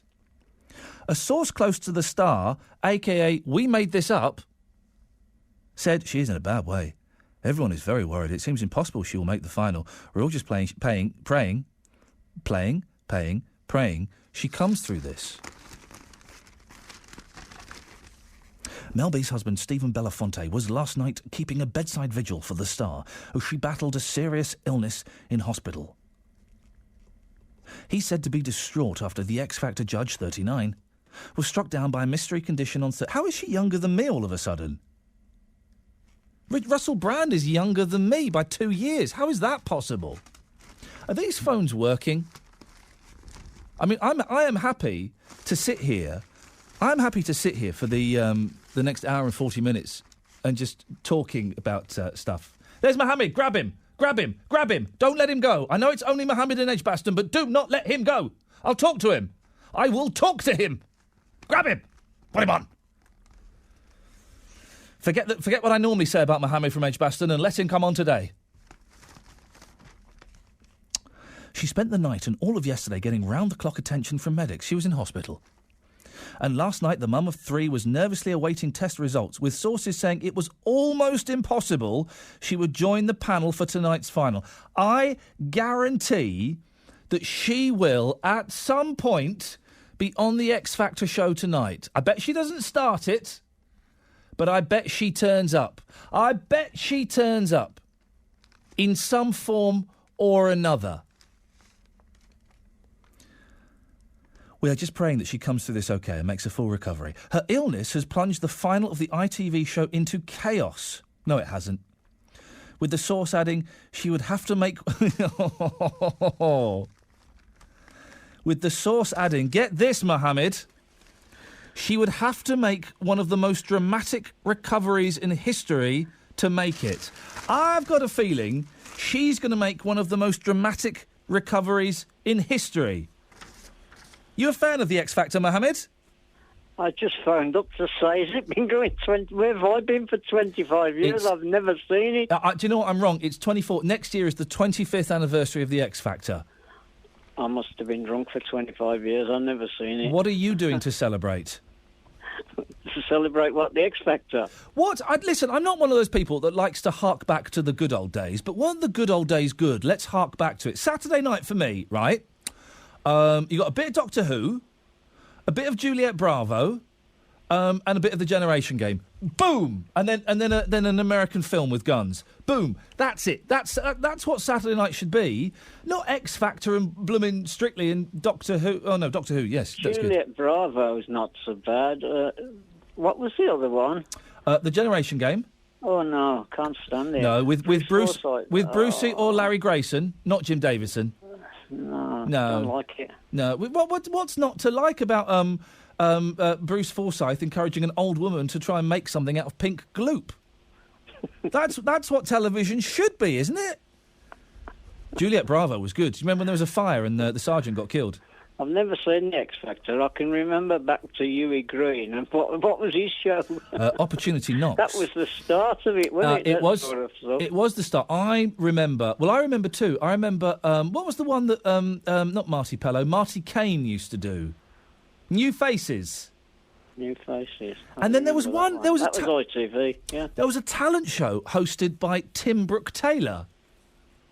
And I can't remember what it was called, but I remember that people would I think the audience would press buttons and a computer-generated cane would kind of go across the bottom of the screen. And when it reached the far end of the screen, then the person got yanked off. I vaguely remember that description. The person would get yanked off. Can you imagine that on British television? How cruel. Hey, speaking of which, Mohammed, hang on a minute. Let me find the Star. This is a story. This is a story that I know is going to upset you, Mohammed. Page 8. Yeah. Page 8 of the Star. Go on, then. You're all for freedom of speech and protests and things, aren't you? Yeah, to an extent. Yeah. Big protest. Big protest in London yesterday. Mm. Hundreds of protesters. I think I can say this on the radio. Hundreds of protesters took part in a face-sitting demo. Do you know what that means? A face-sitting demo. A face-sitting demo. You got me thinking rather rude things. You're thinking the right thing. You're thinking exactly the right thing. You're not. You have me. This is true. This is true. People sitting on other people's faces. Oh boy. Hundreds of protesters took part. No, I'm not. This is it's on the front page. It's on the front page. It's weird because it's hidden away in the sun. But then it's on the front page, of one of the, in inverted commas, the proper newspapers. Oh, it's on the front page of The Independent. Oh, my God. Hundreds of protesters took part in a face-sitting demo against new pornography laws yesterday. Basically, you're not allowed to make pornography in this country that includes face-sitting or spanking. Come on, guys. Come on. A little bit of hanky-panky spanky. I can just imagine walking through London just seeing that. I can't. Oh, my life. Imagine coming over that lot. It'd be awful, wouldn't it? What a shock. So you weren't there then, Mohammed? I was not. Oh, OK, well, thank you very much. I'm glad we've clarified that. I don't think I've heard Mohammed laugh quite so loudly. It sounds like a silly story, but it's on the front page of The Independent. The Chief Whip, protesters fight anti-porn laws. Don't worry, I'll couch this in language that, were my children listening, we would be able to get away with. My children don't know I do this job. They think I work in a library. Where is it? We'll get to libraries in a bit. What are you doing to your libraries, guys? Westminster, there it is. There's the face-sitting thing. I think I know her. The first protester to take the plunge and lower her bottom to ankle level, over the face of another consenting adult before the Palace of Westminster yesterday gave her name as Lady S. She had travelled from Brighton with Mr. D, upon whose face she sat. Isn't this country great? Isn't this country great, Dave? Good morning. You can't do... Oh, my God. Listen, I love doing this show, Dave, and I love the callers to this show. I don't... Not literally, that would be insane. I enjoy talking to all of you, right? All of you. Even when we have an argument, I love it, right? But none of you can do this thing, and I've had this at other stations where they can do this, where I know you've called up to talk about torture, but if I throw a line to you to kind of initiate a spontaneous conversation, none of you can go with it. Oh, I'll give you my best shot for you, mate. I've just done it twice. Go on. What have you called in about, David? Basically, it was reference to caller who was the head of the Birmingham Amnesty. Oh, yeah. Going about sort of taking the moral high ground. And torture in any case or shape or form is morally wrong. Yeah. But those terrorists who go into a school, perhaps, and blow themselves away and kill hundreds of innocent people, where are their morals then? So if we can use techniques that prevent that, if they suspect people of doing or wanting or planning to do such things, if we can extract information which will prevent it, then I can't see a problem. OK. Again, I put you back to the point. Supposing you've got the wrong person sat there. You've got an innocent person. If it's innocent, mistakes will be made. And that's all right, is it? Unfortunate. No, well, obviously not, no. but in extreme circumstances and in war, things will happen. OK, supposing it was you that they had there, or your dad, or your son. Exactly. Well, it's a good point, but I would hope that would never happen. Well, I would hope it would never happen. The odds are it would never happen. But they do get innocent people, and I'm sure there are other examples, but the one that constantly springs to mind is John Charles de Menezes, the young lad who got shot 8 times because they thought he was a terrorist. He was someone's son. Yeah, that was very, very unfortunate. Yeah, exactly. Unfortunate is putting it mildly. And that for me, Dave, is one of the problems, is that if you've got someone and you are doing unspeakable things to them to try and extract the truth, you don't know that they've necessarily got that secret that you want them to tell you. You could have an innocent person. You could, but you'd like to think that the CIA or whoever have done enough intel work, background work, to narrow or reduce the risk of getting the innocent person. Dave, thank you. I'm going to let you go because it's not a brilliant line, but thank you. That's the thing, I know John Charles de Menezes wasn't torture, but it was murder, and you would hope the intelligence services would have done enough background checks and enough research, and they didn't, and they killed a lad. Your government murdered an innocent boy. 03453 009956, and that is why torture would never work. Torture can't work. That's one of the reasons why torture can't work. Back to porn. Face-sitting deemed dangerous and potentially lethal. What? Wow. Face-sitting deemed dangerous and potentially lethal. I mean, it's not, but,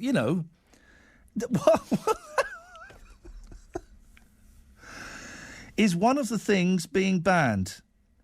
It's a certain sex act that's being banned in online pornography. To emphasise the risk, Mr. D wore a snorkel. With slightly impaired speech, he made it known he was on the front line of a battle for civil liberties.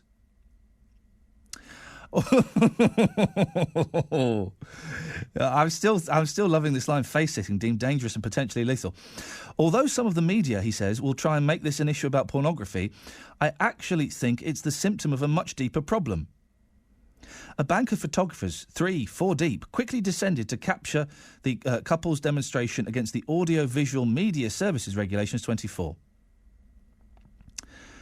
There are some words in this paragraph I can't say, so I'm going to squeak when I get to them. Coming into effect on the 1st of December, the legislation bans a litany of acts in British-made paid-for porn, including aggressive whipping, female and verbal abuse.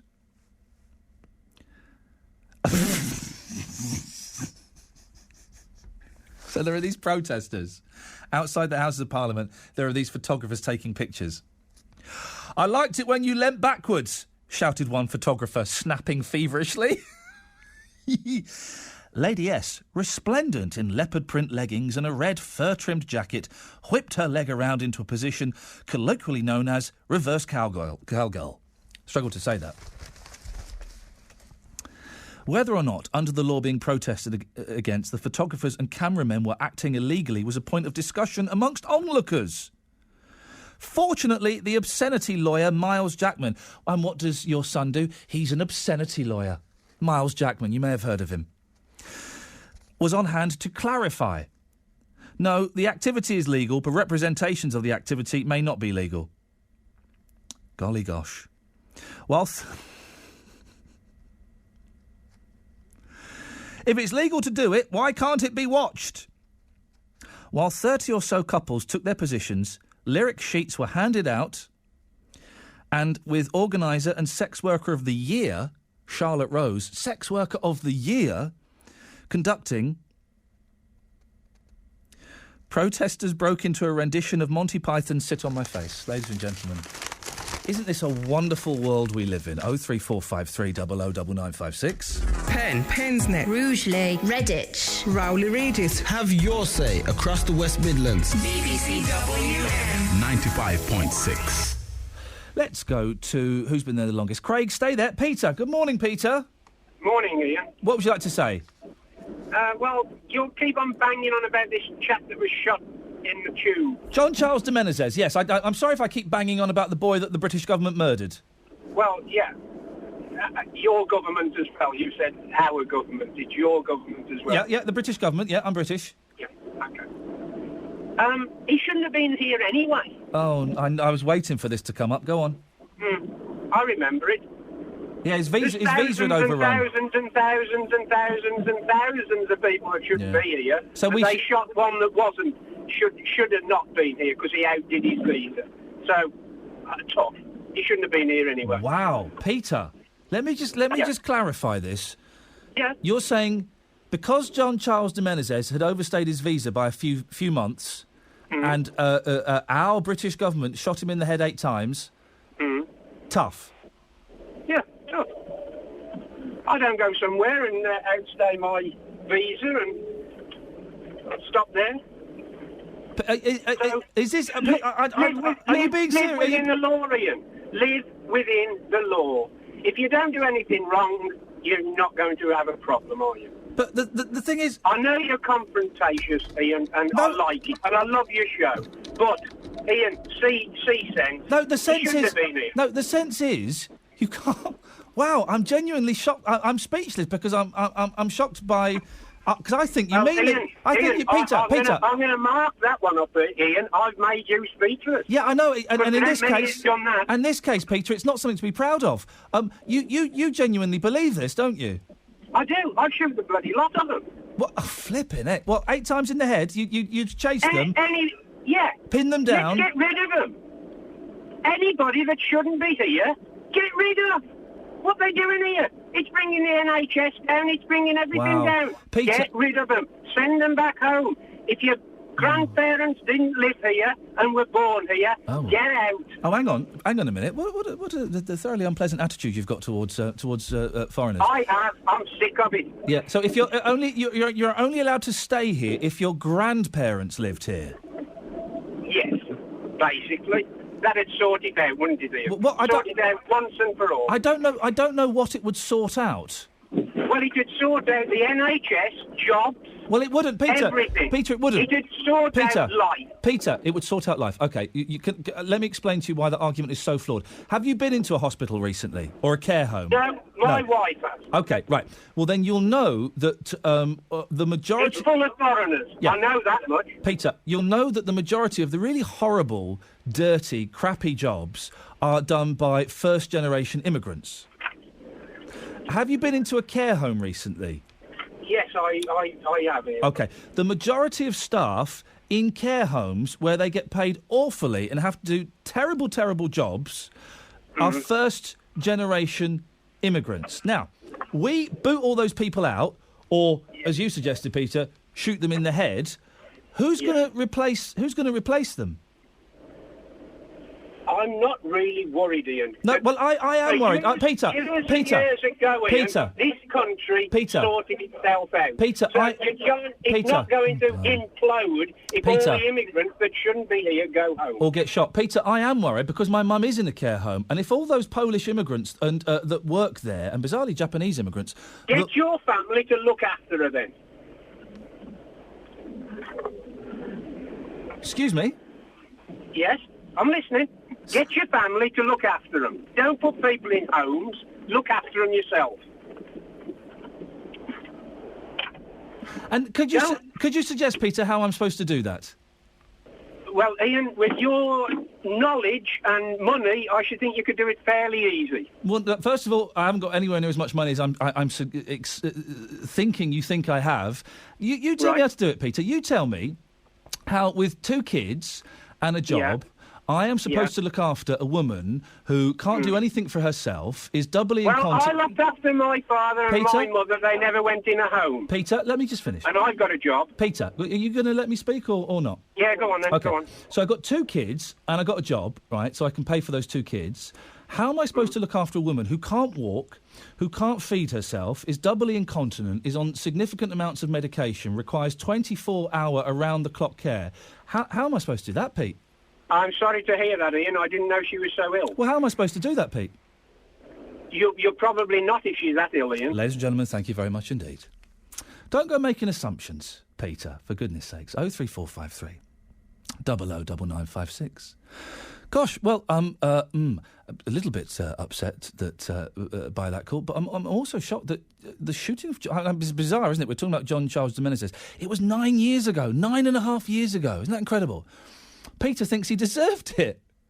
He thinks he deserved it because the crime he committed, he was a few months over his visa. 27-year-old John Charles de Menezes deserved to be shot because he was a few months over his visa. Anyone else a bit shocked by that call? Peter's a very angry man. 03453 009956. Craig, stay there. Ahmed, good morning, Ahmed. Good morning, sir. How are you? Lovely programme. Thank you, boss. What would you like to say? I just turned the radio on and that gentleman was talking a lot of rubbish. I'm sorry, that's what I feel about him. I mean, my dad was an immigrant. He came here. He worked all his life. I worked all my life, and I'm still working as a cab driver. I love it. I enjoy it. I just got a gentleman in my cab now. He's disabled. He's wheelchair. He uses me on a regular basis. And if he have to wait for a white taxi driver, I'll tell you one thing, he'll be waiting there for a lifetime. Well, it's easy to say that send all the immigrants back home. Well, his first suggestion was to shoot you all, and then he kind of calmed down a bit and suggested you could go back home. No, but it's easy said than done because can you imagine sending all the immigrants back home? Who's going to run your hospital? You got majority of doctors are Indian, Pakistanis, and on a basic level. On the basic level, who's going to run Starbucks? Who's going to run? Who's going to run minicabs? Who's going to run? Who's going to run hospitals? Who's going to run care homes? Who's going to clean schools? Who's going to do all the horrible jobs that it turns out I don't know how to. I never know the correct phrase, but the people that Peter would class as indigenous Brits refuse to do.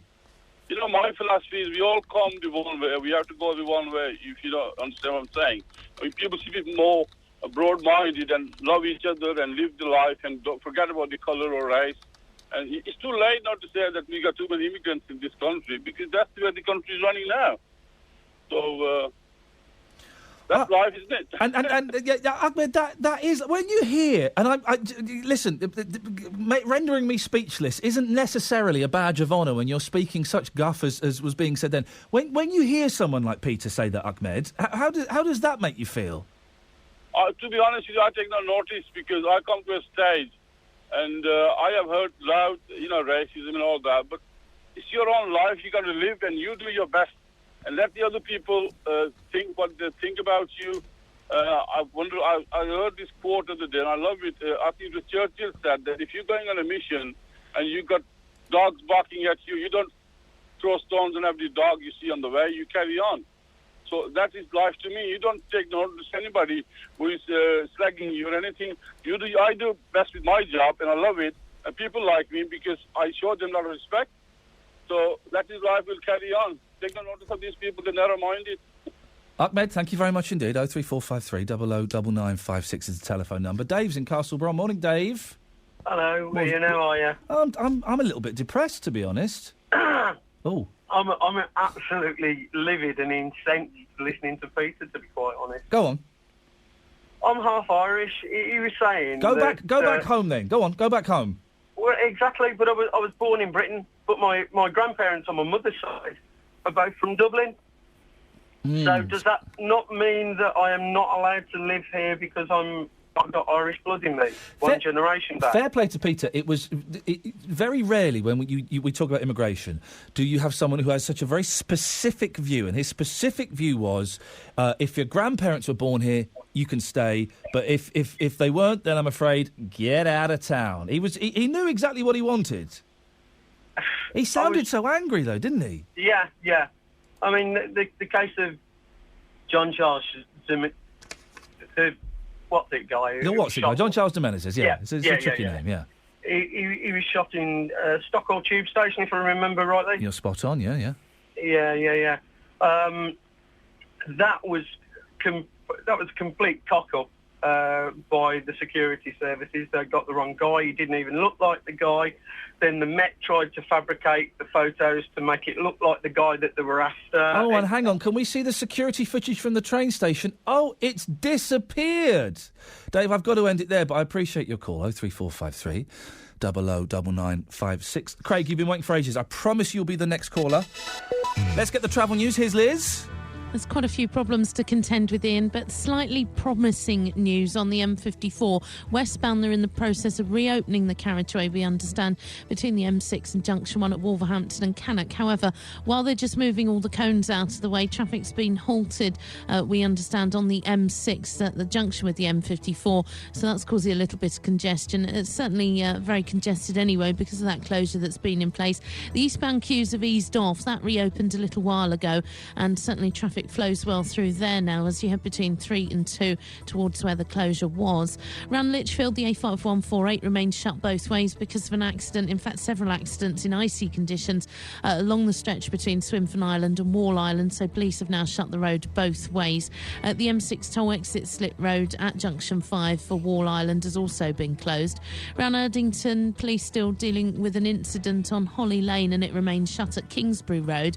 Officers also at the scene of an incident in Wolverhampton where they're doing investigations. So Newhampton Road West is closed near to the Clifford Street and Hunter Street turning. It's busy into Birmingham now as you head along Hagley Road towards Five Ways Island, congested through Kings Heath. Better news around Standiford, the A449, that accident cleared out the way by Station Drive, and the Alvechurch accident has been recovered off Lily Green Road around Icknield Street. If you can update us, 08453 002288. A new champion for the West Midlands. Now then, a while ago, Dave from Bilston got in touch with me about a problem with his broadband. He'd moved into a brand new house and ordered broadband and phone services. However, months after he'd moved, he was still waiting for them to be installed. Well, Dave has called us this morning with an update. Good morning, Dave. A new hero for mid-mornings. Good morning, Danny. I am keeping everything crossed. My fingers, my legs, my arms. I'm hoping it's a good update. Danny Kelly. Well, the clue is that I'm ringing you on my new landline number. Congratulations. Did you get the impression that because we lent on them, they were more forthcoming? Absolutely. I think it rattled a few cages. Yeah. Dave, that's fabulous. Danny Kelly. Weekdays from 9. BBC WM 95.6. I love doing this show. Producer Joe and I do a show Fridays 2 till 4. We're here every Saturday 9 till 12. After this, we're recording a New Year's special as well, to go on New Year's Day. And I love this because, fair play, it's been a heavy show today. Normally we kind of mess around a bit, and I've tried to throw out some light stuff. I've talked about pornography and face-sitting. I've talked about pantomimes. I'm trying. You want to talk about torture? That's fine. We'll talk about libraries after 11, see if we can swing you around that way.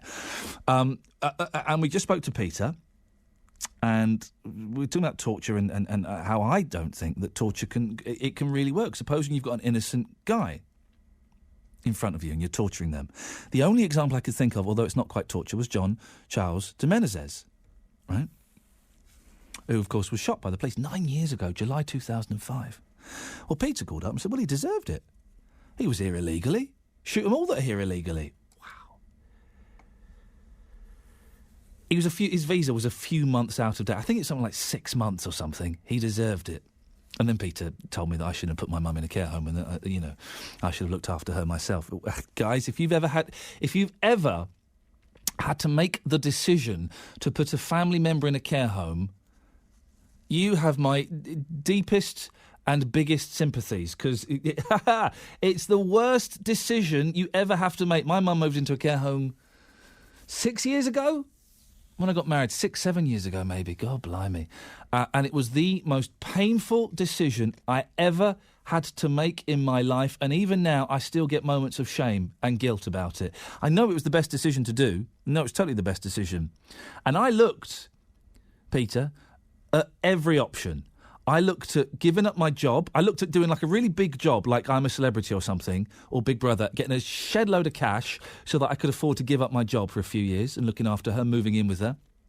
I looked at her moving in with me. I looked at me buying a house with a granny flat. I looked at paying for someone to live with her. I looked at all the options. And the only option was for her to move into a care home. Tore apart my family, but I did it. And, you know, it's very easy to, you should look after these people. You should look after these people yourself. It's your responsibility. Shame on you. It's easy to say that. But no one knows anybody else's situation. I would never judge anybody for putting a parent or a grandparent or a husband or a wife or a kid in a care home. And I don't think that other people should judge people. 03453 009956. Craig, you've been waiting for ages. I do apologise, Craig. What have you got for us? Yeah, interrogation, Ian.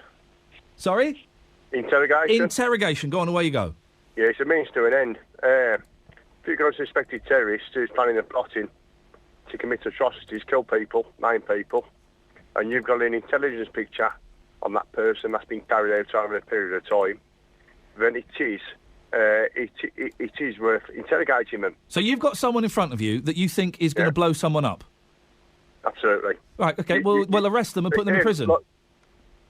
It doesn't work like that, Ian. Oh, you know, how does it work? But like Andy, I carried out a selection process and I was taught how to resist interrogation. Who did you... I'm assuming you've served in the military, have you? I was in the military, yes. OK, go on. And basically, if you get captured or whatever it is, and you get dragged in for interrogation, whoever's caught you, they will have an intelligence picture of you, of what you've been doing. And that's why you can get interrogated, because they want to find out further information, right, yes, to what you know, to prevent loss of life. Yeah. So have you been tortured? No, absolutely not. I've been on 2-week courses called tactical questioning. Yeah. Right, and the techniques that they use, white noise, stress positions. So I've heard this phrase a lot, and I'm not completely clear on what it is. What is a stress position? A stress position, you could be in a room, you could be stripped naked, they could be pumping in air, loud noises, you could be leant against the wall, on your fingertips, stood on your toes, with your legs open, so all your muscles are underneath stress. You could have white noise being played in that room as well, quite loud. You know, deprivation of sleep, deprivation of food, things like that. And while it's going on, you're getting dragged into a room, you're getting questioned, screamed and shouted at, and and all this type of thing. But supposing it comes down to this thing again, doesn't it, Craig? Supposing you got the wrong person there. No, absolutely not. British intelligence. Right, if they're going to drag someone in to interrogate them, they'll have an intelligence picture. That person would have been watched for a period of time. I'm going to say it again. John Charles de Menezes.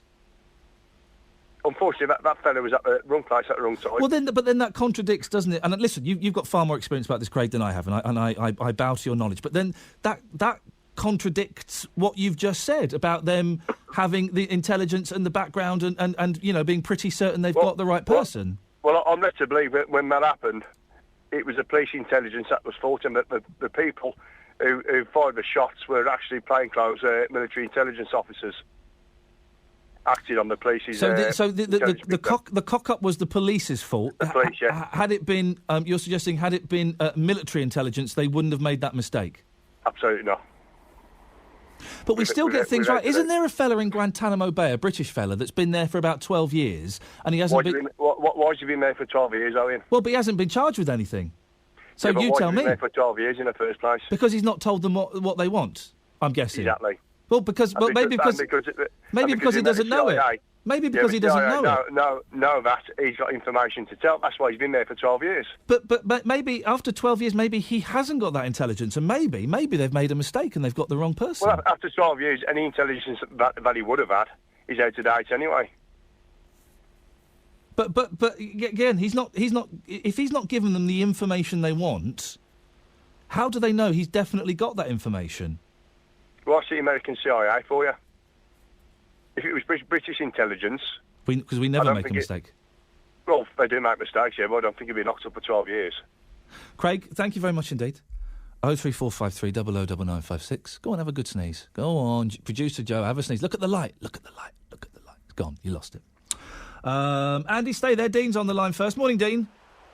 Morning, Ian. Can you hear me okay? I can hear you perfectly, brother. What have you got for us? Fantastic.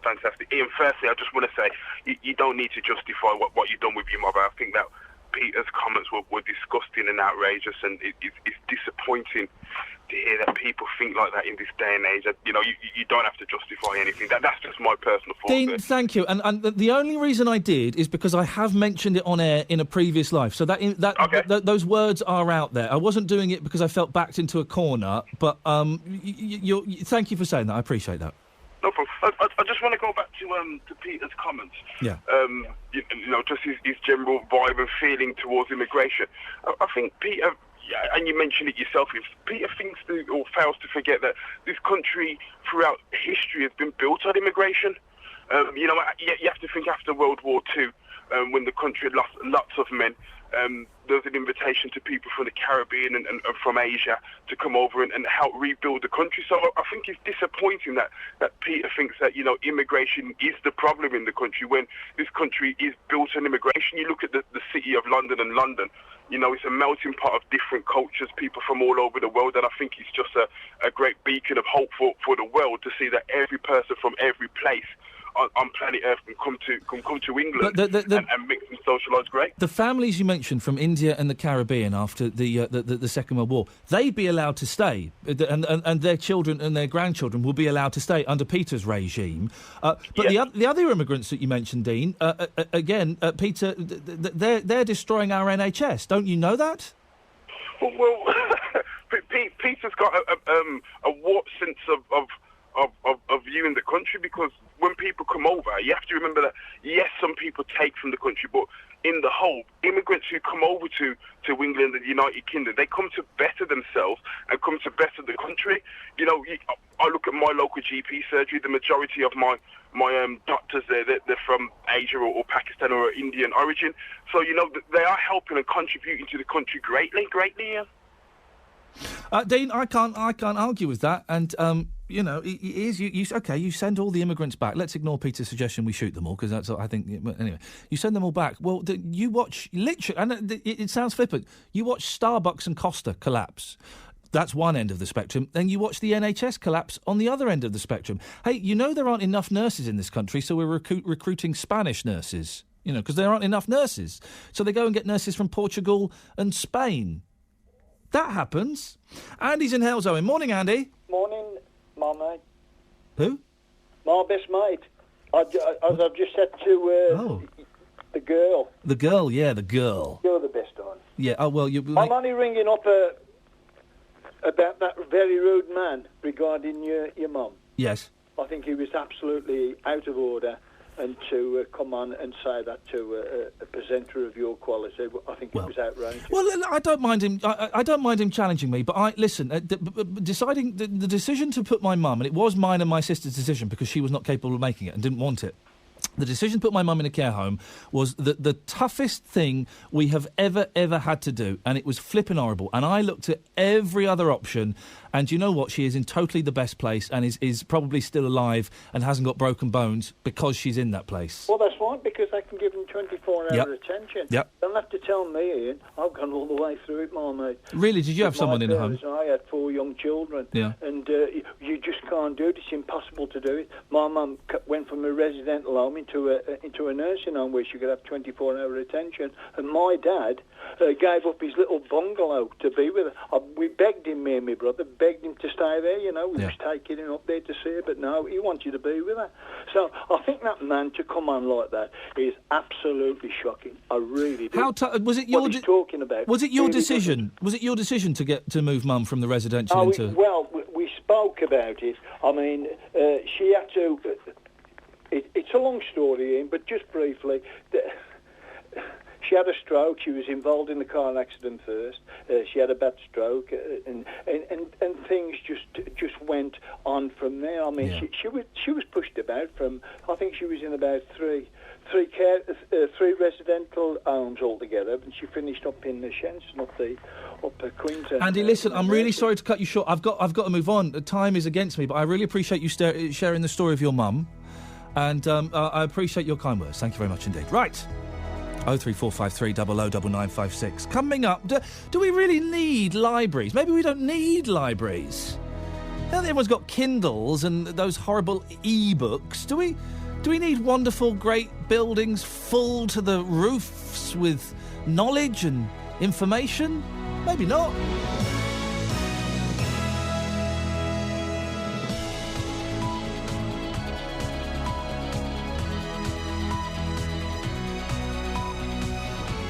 The voice of Birmingham and the Black Country. BBC WM 95.6. I think all faders are a go-go. Let's get the news. Here's Nicole Pullman. Air passengers continue to face delays at some airports this morning after a technical problem at air traffic control grounded flights yesterday.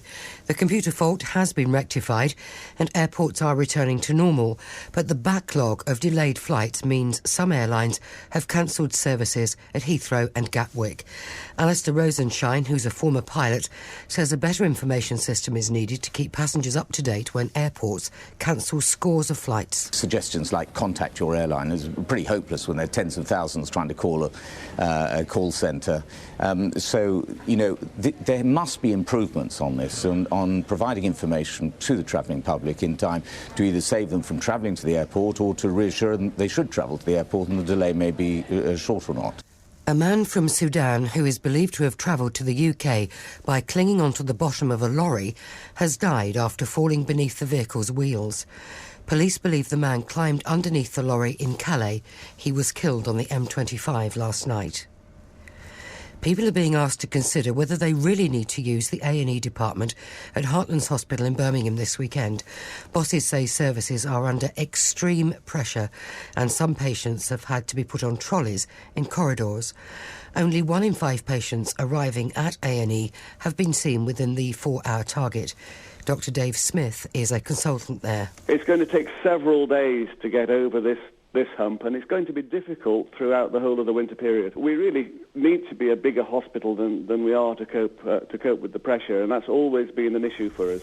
It's Derby Day in the Premier League as West Bromwich Albion host Aston Villa at the Hawthorns. The Baggies are just a point outside the relegation zone, with Villa 5 points better off. Nigel Coombs is a Baggies fan and May O'Grady supports Villa. They work together at Passenger Lift Services in Smethwick. Well, if we start the match like we did against West Ham, blood and thunder, and keep it going, I think we've got a fair chance. I think it'll be a close game, and I think they'll just nick it, I think. Yeah, I think they're going into the game with a bit of confidence, but it'll be close. There'll be full match commentary from 3. Former England and Villa manager Graham Taylor and ex-Baggies midfielder Ian Hamilton will be part of our team. Meanwhile, in the Championship, Wolves travel to Sheffield Wednesday and Blues are at home to Reading. And in League One, Walsall are at home to Barnsley. The weather, sunny and crisp today, but becoming breezier as the day goes on. The top temperature this afternoon, only 6 Celsius, 43 Fahrenheit. Cold and clear tonight, with temperatures down to around freezing. BBC WM 95.6 News. There's more online at bbc.co.uk/WM. The voice of Birmingham and the Black Country. You should take in other religions and treat them as you would want to be treated yourself. We are even more intelligent. They treated me with the utmost respect. Iain Lee, Saturdays 9 till 12. BBC WM 95.6. Morning, guys. Iain Lee, BBC WM 95.6. To keep you in the Christmas spirit, we've talked about torture, putting your parents in care homes, and all manner of things. That John Charles de Menezes, he deserved it. He was here illegally, said Peter, one of the callers. I have tried, I have tried to inject some humour into the show this morning. I've talked about a face-sitting protest. I've talked about Jerry Hall miming in pantomime. It seems flippant, but I've got a list of funny deaths. Guys, anybody? 03453 009956. Have your say. Across the West Midlands, call 03453 009956. BBC WM 95.6. I'm desperately looking down my... I mean, what have we got here that might lighten the mood a little bit? Let's see. Parcel delivery? No.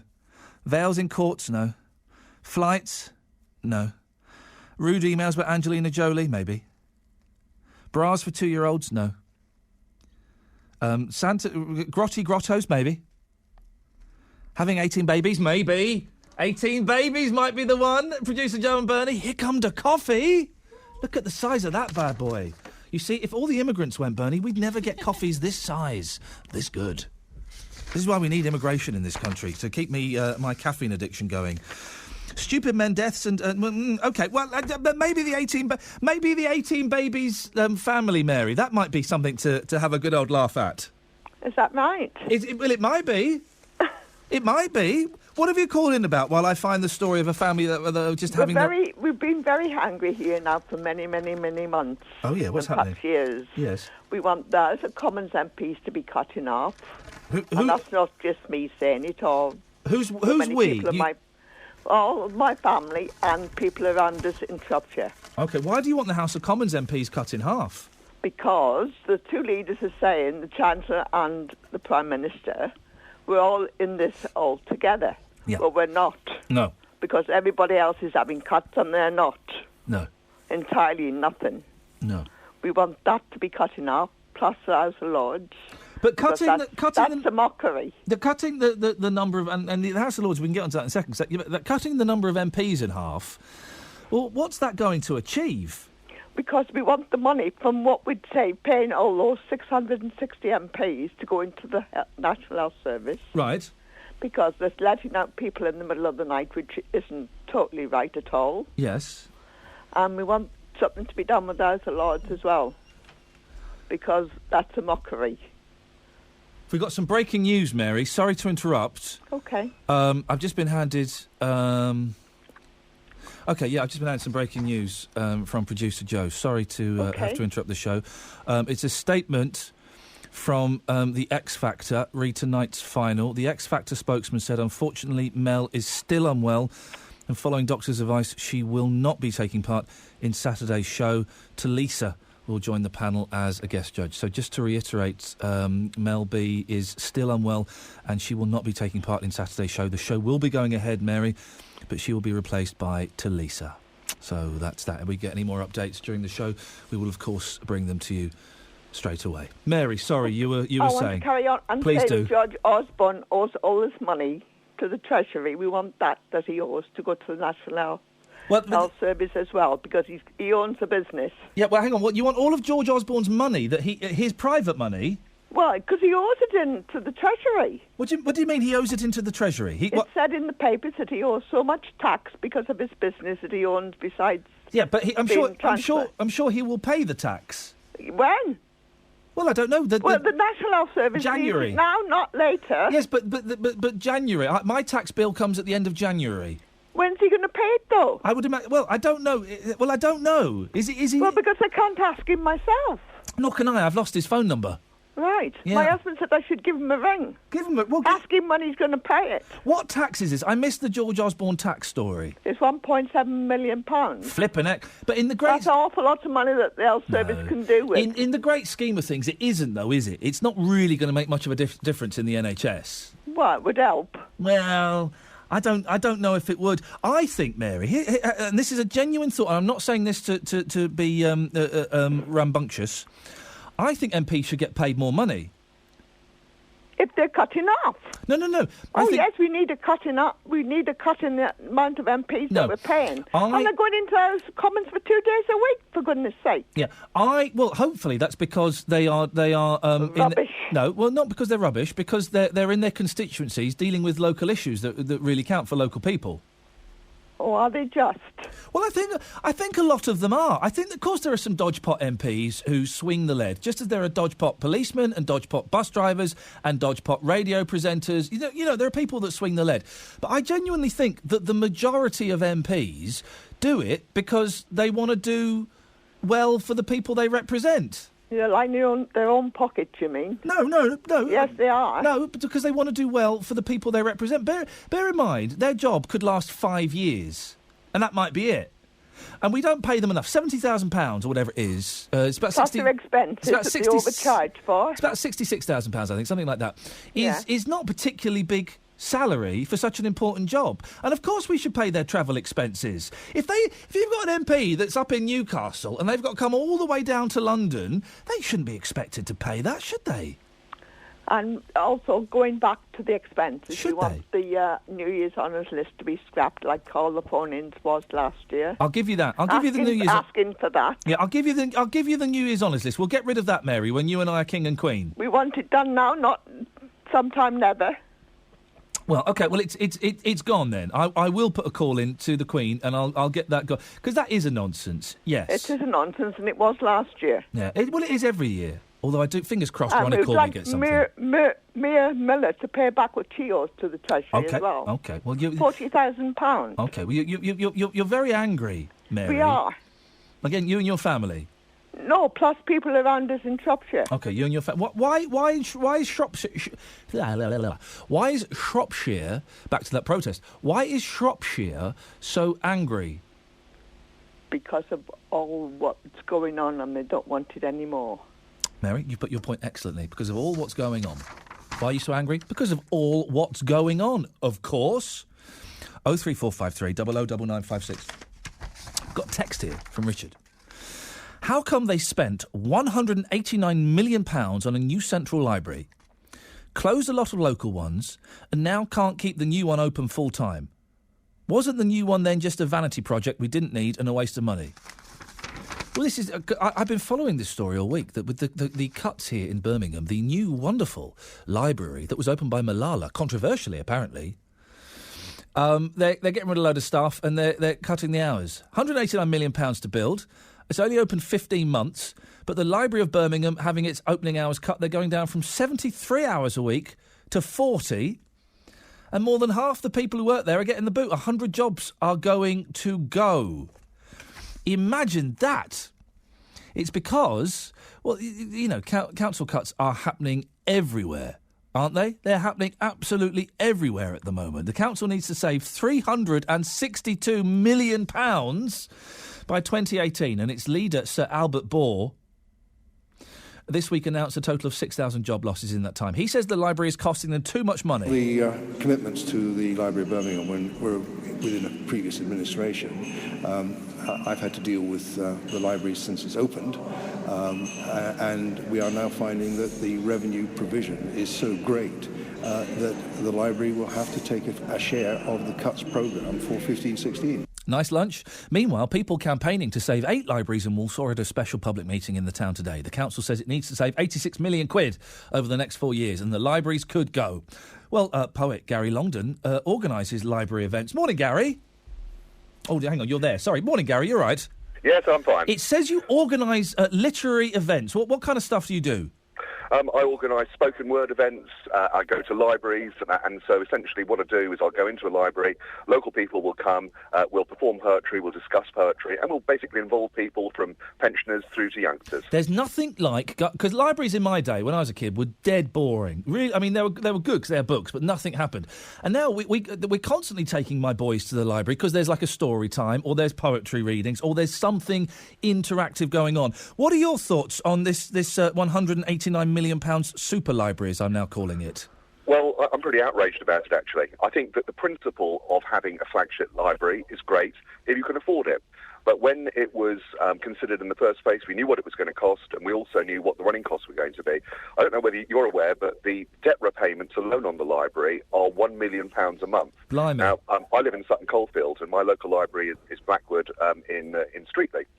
That's looking to be closed as well. And again, the cost of running that is just a few £100,000 a year. I think you'll remember as a child, one of the very first things you get just when you're going to school is your mum takes you down to the local library and you get a library card, don't you? Yeah. And that's like a rite of passage. Yeah, oh, yeah. And I think that actually carries you through for the rest of your life. Of course, when you get older, you don't necessarily visit libraries as much as you did when you were a youngster. But I think that the value to the communities is absolutely enormous. And when I go in there, what strikes me is that you get young mums with kids. You get people who haven't got English as a first language who are able to access facilities there. Not everybody can access computers as well, and the computers are always full. And, of course, for pensioners, again, it provides a wonderful resource, and for those who haven't got work as well, it provides somewhere to be able to go in the warm, but crucially to be able to perhaps increase their skill set. And I think the other thing, which I just add to that, is that when you consider young people as well, who are perhaps in situations whereby at home they find it a bit of a struggle to study, libraries can be an oasis whereby they can get their homework done as well, of course, as having access to books and the internet around them too. Gary, have you got 5 minutes? Because I've got to go and pay the rent here and stuff, but I'm keen to talk to you for a bit longer. Is that okay? Be delighted to. Excellent stuff. Gary Longdon, who's a poet and organises literary events. We'll get back to him on that. Your thoughts on libraries, and I guess the kind of the Central Birmingham Super Library. I came up with that just now, 15 months too late. 03453 00 9956. Let's get the travel. Here's Liz. Thanks, Ian. The A5148 in Lichfield is still shut both ways because of several accidents between Swinfen Island and Wall Island in rather icy conditions. The road remains shut in both directions. Traffic on the surrounding routes very heavy. The congestion on the A38 is back to Street Hay.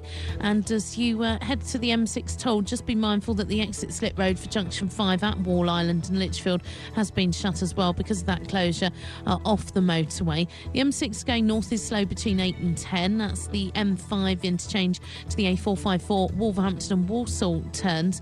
The M54, just to confirm, that's all reopened now in both directions. Traffic is looking a little bit easier. Around Erdington, Holly Lane is still shut both ways. Police dealing with an incident by its junction with Kingsbury Road. In Wolverhampton, New Hampton West, Road West is still shut. Police doing some investigations near to Clifford Street. It's busy through Selly Oak and around Oldbury at Birchie Island on approaches, and we're getting reports of an accident at two gates in Tamworth on the A51 Peelers Way around Park Farm Road. Finally, on the trains, there's delays of 15 minutes on services through Birmingham because of a breakdown earlier at Leamington. If you can update us, 08453 002288.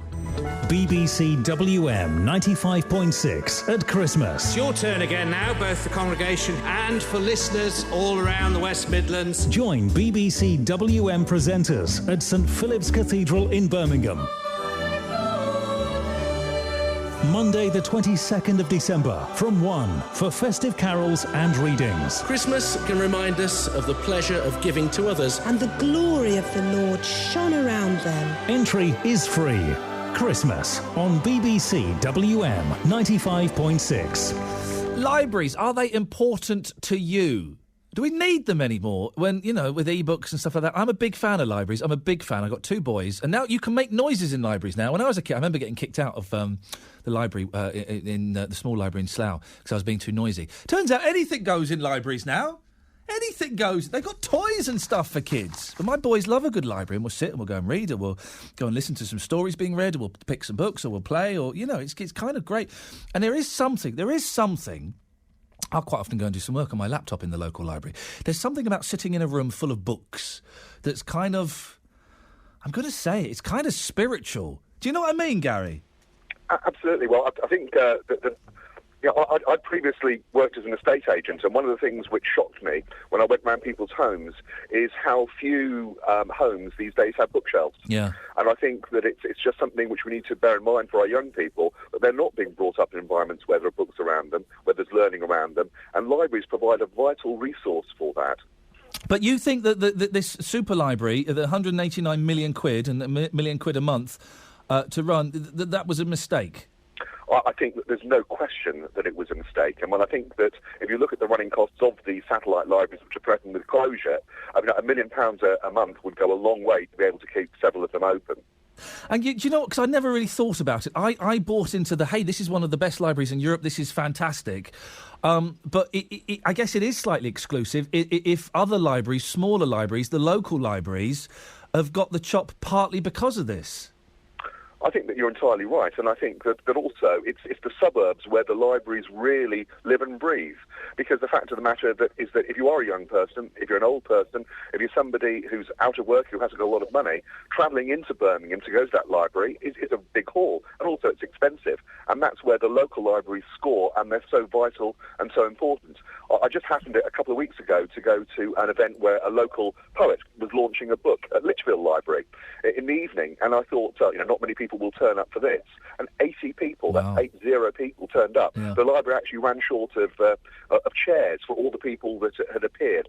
It just goes to show how important these things, the libraries can be, as a platform for the community to come together. And once they go, they've gone. You're not going to get them back. Here's something. It was last year, actually. I lost a library book, Gary.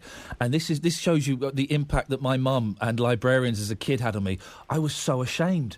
And I put off going, and I had to go to the library, and I said to the woman, I said, I'm so terribly ashamed. I've lost one of your books. She was fine. She said, look, you can either buy a copy yourself or we'll buy a copy and we'll replace it. And that was it. Oh, but the shame I had, Gary. It was awful. I agree. Well, and that's because I think we sense that libraries are important, don't we? Yeah. Oh yeah, I've got respect for libraries. I really respect libraries, and I love it. When we recently moved into, a couple of years ago, moved into a new area, and one of the first things I did was check out the library, and you go and have a little look and see what they've got. They've got some DVDs and they've got some really good books. When's your next event, Gary? When are you next doing something? Okay, funny enough, the last event was last night. I was over in Burton-on-Trent. So the next big event that I'm holding is actually in March. It's something called Poetry Alight, where we have poets from all over the country to the King's Arms, the King's Head pub in Lichfield. A boozy poetry night. Is there a website that people can look at, Gary, to find out more? Yes, there is. If they actually go to Gary's Words, which is GARYSWRDZ. If you Google Gary's Words, you'll get to my website. And also I've got a WhatsApp which tells you all about the events which are on in the all around the Midlands. And it's quite widely looked at. Gary, good for you. Thank you very much. Gary Longdon, 03453 009956. It was fascinating. And a former estate agent, now a poet. Cliff has emailed in, regarding Birmingham Library, the new library replaced one which was barely 40 years old. Barely 40 years old? That's quite old. I'm over 40 years old. With nothing wrong with it. That older building replaced one which was about 100 years old and architecturally interesting. Birmingham Council looks for image rather than substance. I use the local libraries and think it's important. Meeting places for all ages, they play a vital role in the local community. Building a monster library at the expense of local ones is a darn shame and silly. I'm beginning to come round to that way of thinking. I kind of bought into the super library thing, and not really. I love that phrase, super library. The other presenters here at BBC, Danny Kelly, who I think still does a show here, you can use that if you want. You're more than welcome to. I write the scripts for a lot of the Danny Kelly show, but I kind of bought into it, but didn't realising it was at the expense of other libraries. Douglas Hanson-Luke, good morning, Douglas. Morning, Ian. How are you? Yeah, I'm fine, thank you very much. Now, you've been at the meeting today, have you, regarding the possible closure of libraries? Exactly, yeah. I was in Walsall this morning at the Central Library, and the Labour Council is proposing that 8 libraries are closed out of 16. Gosh, isn't that sad? It's not great, but there are reasons for it. I mean, it's not a party political thing. They've got to reduce costs, and they're looking at where to do it. And libraries are one of those areas. They're trying to get public to give their views. How much money would closing half the libraries save? It would save them about £300,000 a year. So it's not a lot, is it? It's not a lot, and also what they're doing at the moment, they're doing how close you are to a particular, but they're not taking into account what people use it for. You've talked about it as well. If you're looking for a job, if you've got children, libraries are a great community centre. It's not just about books now. It's actually about helping other people to be a little bit more productive. They're, in a sense, community centres. And the thing I think is that of course savings have to be made in these times of austerity. Yeah. But as our last guest just said, we lose a library, we're never going to get that library back. That's gone. And Are things really so tight that we need to close down places of art and culture and learning? And, in times of financial stress, we need beautiful things, intellectual things, artistic things to make us feel better about ourselves, don't we? Up to a point. Because I was at the consultation and I was there with 2 other people. So in a borough of over 250,000 voters, there were 3 people at the meeting. That's not great, is it? No. So we've also got to be realistic in times of austerity. If 3 people are prepared to turn up out of 250,000, then we all say, yes, it's great to have a library, it's wonderful, but then we've got to do something about it and value it. So the plan is, the consideration is getting rid of 8 of these 16 libraries. Do we know what happens next, what the procedure is? Yeah, there's a consultation, and most of the documents should be in for that. The Labour Council are going to be working out what and where they want to propose their cuts. There'll be a January meeting, then a February meeting, and then it could happen. So what we on the Conservative side are trying to do is come up with plans, professional management plans, so that you can get the best of the community spirit, but also manage cost efficiently. Douglas, I appreciate your time this morning. Douglas Hanson-Luke, 03453 009956. Well, I love libraries. I love them. I recently went to, for the first time in 26 years... I visited where I grew up, and I went to the library that I used to use to go and study for my GCSEs and fail miserably. And I walked in, and as I walked up the stairs, oh man alive, it was like travelling through time. I was 14 years old again, and it hadn't changed. The same dirty brown kind of carpet tiles, the same kind of orange walls. It was a horrible place. But man alive, it was like and that smell. Oh, the smell of a room full of books. There's nothing like it. It does. I can understand why libraries may have to close, because people don't use them and they don't make money. They don't make that much money from fines. You know that, don't you? But really, when times are hard, you need something like that. You need... Oh, God, I sound so pretentious. You kind of need art, don't you, around you to lift you. That's what good art does, is it lifts you and makes you feel glad to be alive, even when really, perhaps you're not glad to be alive. And that art can be pictures, it can be music, and it can be books, can't it? How do we make... Here's the question. How do you make libraries sexy again? Because they're not really that sexy. If you've got kids, they're very sexy, because you can go and there are toys and there are story sessions and... There are all kinds of things. And I think a lot of people don't realise that you can rock up to a library and there will be like a free thing going on for your kids. Yeah, sexy is the right word. I think sexy is the right word, yeah. You can rock up and there will be, they'll have a list of events going on that month that you turn up for free. So that's a great way of making libraries sexy for kids. But how do you make libraries sexy for adults? The computer thing... I tell you what you need. This is what I would do. And this is how you'd make money as well. You'd get a little Costa concession stall, or a local industry, a local shop. So you got a woman or a man, not sexist, selling coffees, teas. Yeah, could be an immigrant. Why not? Let's get some use out of them, shall we? Before Peter sends them all back home. Selling coffees, teas and little cakes. Oh, yes, please. They rent the space. The library make a few quid. Everyone's happy. You have a little area where you can sit down and you can have coffee and tea with your friends. That'd be great, wouldn't it? Wouldn't it, Producer Joe? That's the squeakiest voice I've ever heard. Iain, have they paid for the library yet? They'll probably sell it for less than what they pay for it. Lynn says, Iain Lee, eat your words on air. Who are you trying to be? WM Steve Allen? Mel B is ill. May your evil words come back to bite you on your bum. Have we got any updates on the X Factor and Mel B yet? We know that Mel B will not be on the show tonight. Talisa will be replacing her. Iain, you keep on about doctors, nurses, care homes, tacky jobs, etc., but there are uncountable amounts of foreign patients and care home residents who are immigrants and overcrowded in this country. No, they are countable. They are countable. In my mum's care home, I'm pretty sure I can say this, there's not one foreign person as a resident. Pretty sure there's not one immigrant who is a resident in her care home. Far more than the usual stuff. People here would have to take the tacky jobs instead of taking benefits, plus all the people here will reproduce in vast numbers, says Joe. The good reason we need foreign workers is because the British people are not good. Too many scutters... Scutters? Anyone know what a scutter is?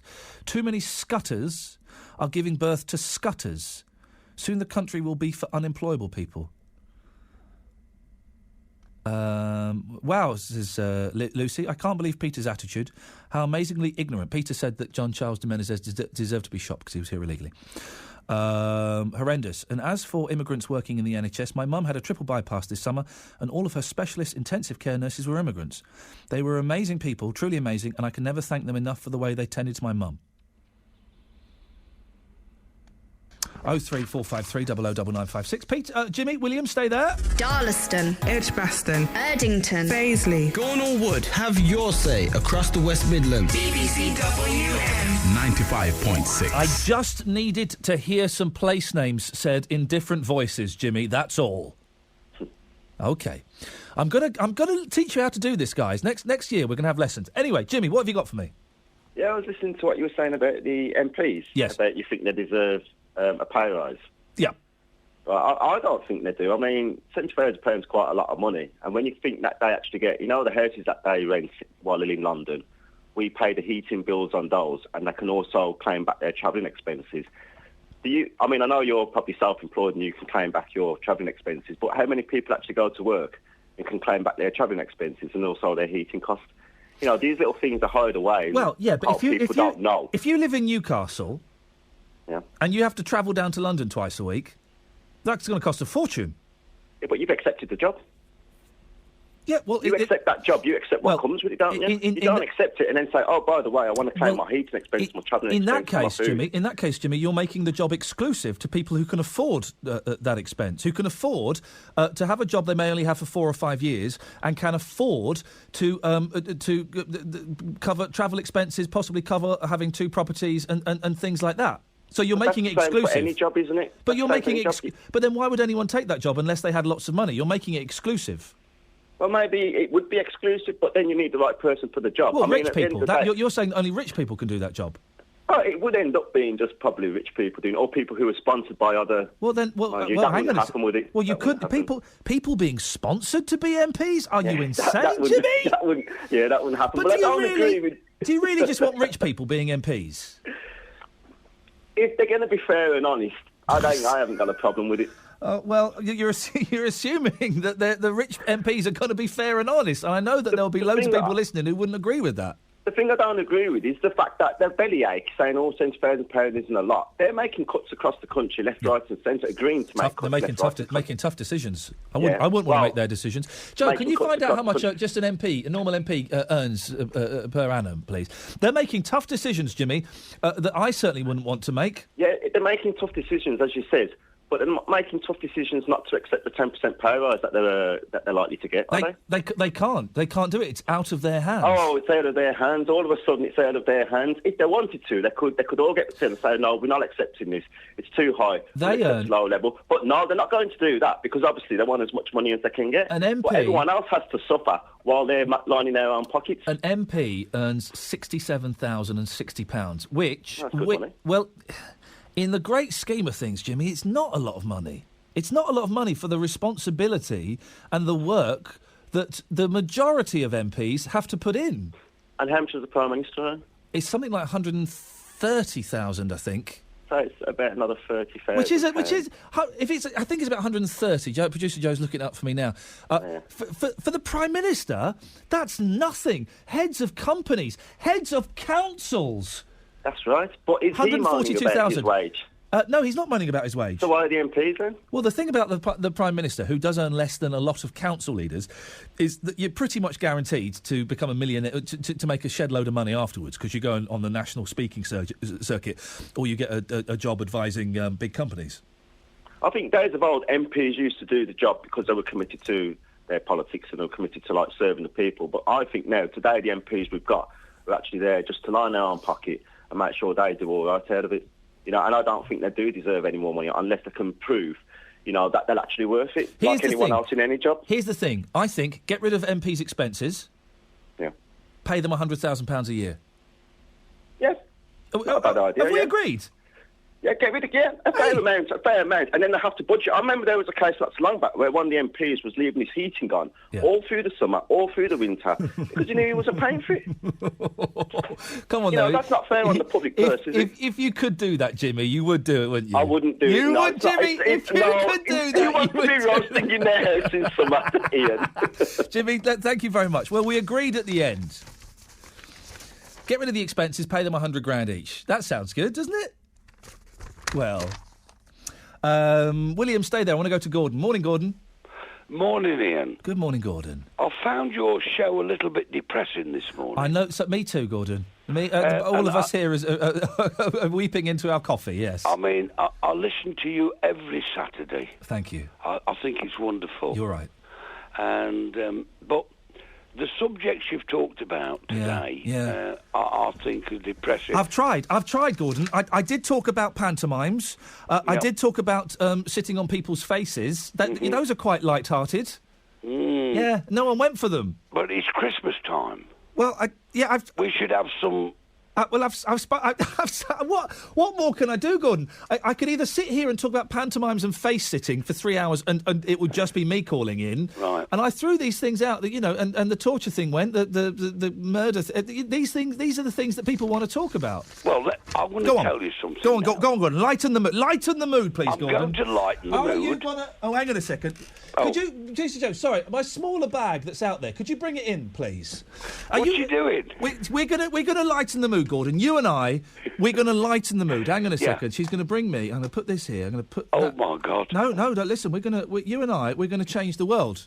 Yes. The smaller bag. It should be in there. It should be. No, it's out there. There's a big bag. Hang on a minute, Gordon. Stay there. Don't swear, Gordon, because you're. I'm not going. Is it not on your truck? I know it's there. It's there. I've got it, Gordon. She's right. She's right, Gordon. It was behind me. Hang on a second. I hope I've got it now. Otherwise, we're in a bit of trouble. Oh no, I've not got it.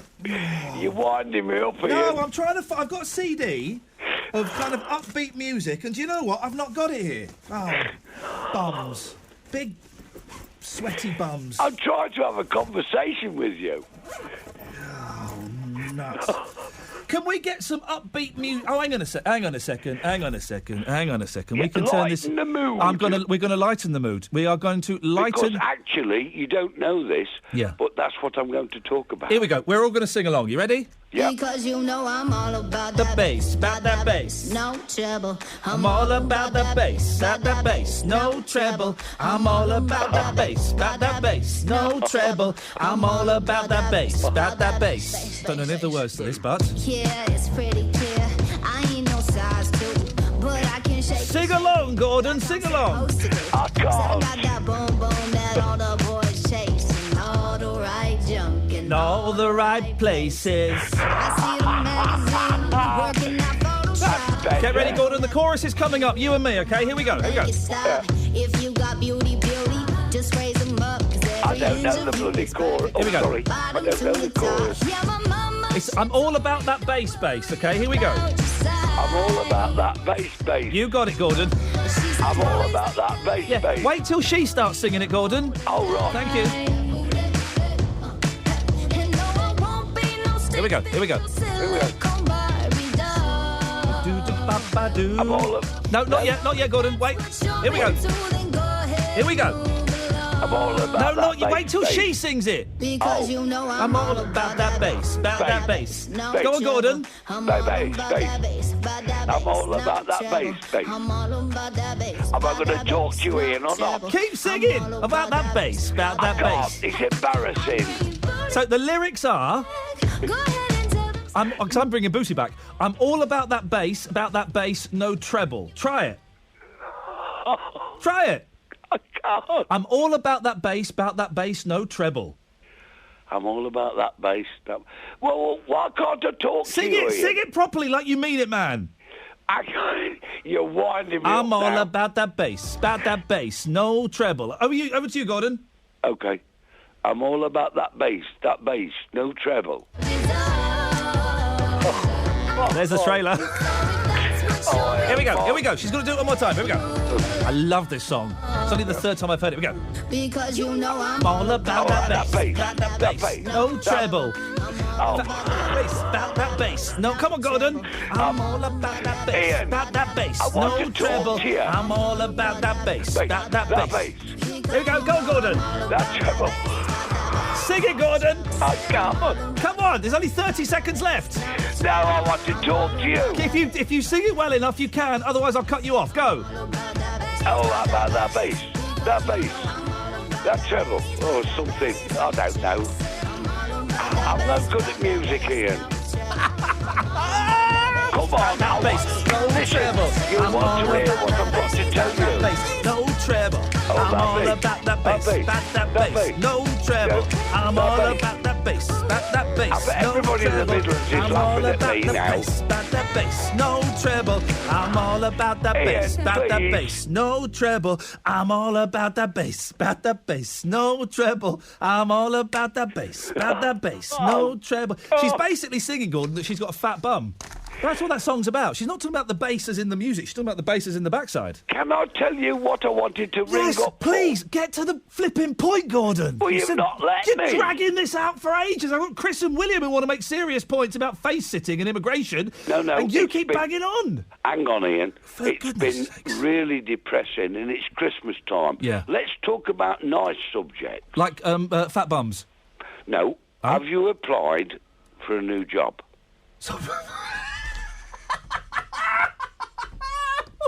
Because I've got the perfect job for you. It sounds like an insult, but I'm going to carry on with it. What's that, Gord? It's called Radio Angel. Oh, what's this? It's based in Havant in Hampshire. Yeah. And they're only in Hampshire, but they're going to go national. Oh, yeah.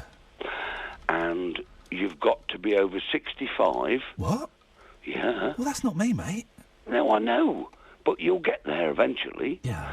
You've got to be 65 to be a DJ presenter. Oh, yeah. And they're only going to play music from 1930 to 1959. Now, if you don't believe me... I'm looking at it online.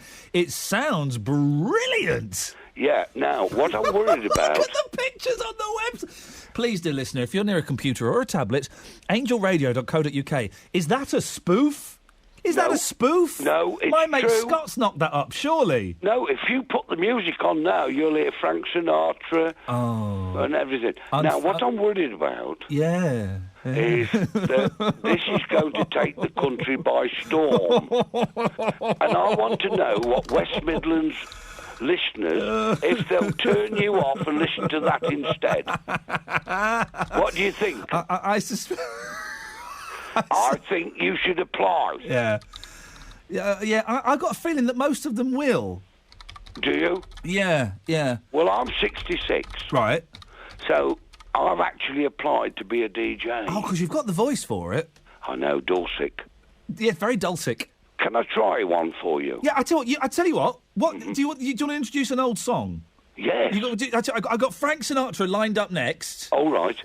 Fly Me to the Moon. Do you want to introduce that as one of these Angel Radio DJs? I'll have to put my sexy voice on. Oh, you're not using it now? No. Okay. It gets worse. Oh, blimey. Go. Right.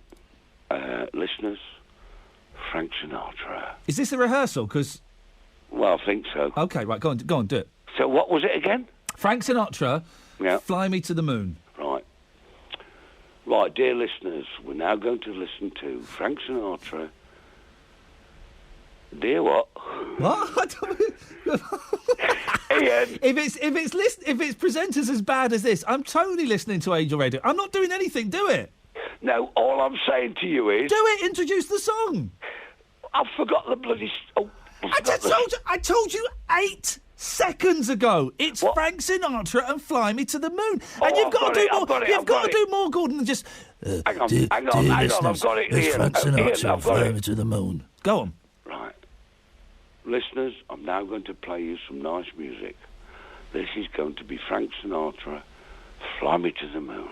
Because you know I'm all about that bass, no treble. I'm all about that bass, no treble. I'm all about. Come on, Gordon, sing along.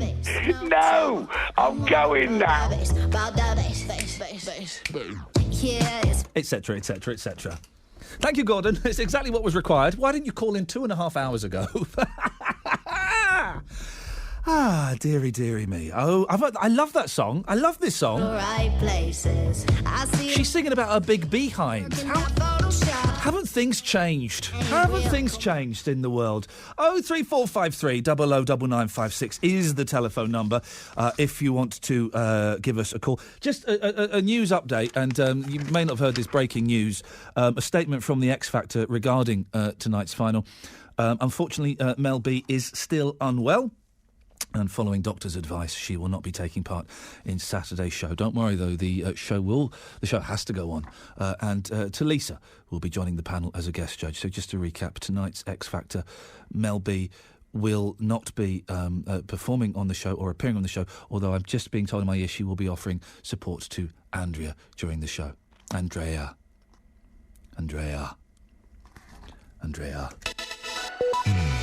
Let's get the travel news now. Here's Liz. Thanks, Ian. Around Lichfield is still problematic with the closure of the A5148 in both directions between Swinfen Island and Walline. And there have been a number of accidents along this stretch, so police have taken the decision to shut the carriageway both ways. It is causing heavy traffic, though, on the surrounding routes. And to that end, the M6 toll at junction T5, the Lichfield and Wall Island exit is also closed southbound because of that closure on the A5148. Around Erdington, Holly Lane remains shut. Police dealing with an incident at Kingsbury Road. Officers have also still kept closed New Hampton Road West in Wolverhampton because of a police incident there near to Clifford Street and Hunter Street. It's busy into Birmingham through Selly Oak, passing the A38 around the Triangle and towards Edgbaston as you head inbound on Bristol Road. Round Five Ways Island is also still very congested, as is Bordsley Circus, the A45. The M6 is looking a bit better between 8 and 10, and it's all back to normal on train services through Birmingham. If you can update us, call BBC WM 95.6 Travel 08453 002288. There's no way that you can hide from that fact. It's a big game. Today, BBC WM 95.6 presents exclusive FM commentary of West Bromwich Albion against Aston Villa. I would rather have the pressure than no. You've got to have pressure to perform. Can Alan Irvine's side restore some pride at home? Can the Villa go 6 games unbeaten? Benteke is back. He's back on the score sheet. West Brom versus Villa, the West Midlands derby, with our guest summarisers Ian Hamilton and Graham Taylor, live from the Hawthorns today from 2. BBC WM 95.6. 03453 009956. The end is in sight. We were talking about this story, front page of The Independent. It's hidden away on page 8 of The Star. Hundreds of protesters took part in a face-sitting demo against new porn laws yesterday. Where is The Independent? Because The Independent, I think, kind of gave it a bit more respect. Is respect the word? I'm sure I know that person sat there. The first protesters to take the plunge and lower her bottom to ankle level over the face of another consenting adult before the Palace of Westminster yesterday gave her name as Lady S. Face-sitting, deemed dangerous and potentially lethal, is one of the sexual acts that's been banned in British pornography. To emphasise the risk, Mr. D, whose face was being sat on, wore a snorkel. 30 or so couples took their positions, lyric sheets were handed out, and with Organiser and Sex Worker of the Year, Charlotte Rose, Mum, I won an award at work. Did you, dear? What? I'm Sex Worker of the Year. Yes, it was the person with his face sat on. With 30 or so couples took their positions, lyric sheets were handed out, and with Organiser and Sex Worker of the Year, what does Sex Worker of the Year win? A golden statue. Charlotte Rose conducting, the protesters broke into a rendition of Monty Python's Sit on My Face. Chris is in also. Morning, Chris. It's all about the face, about the face, about the face. It's all about the face, about the face, about the face. Morning, Ian.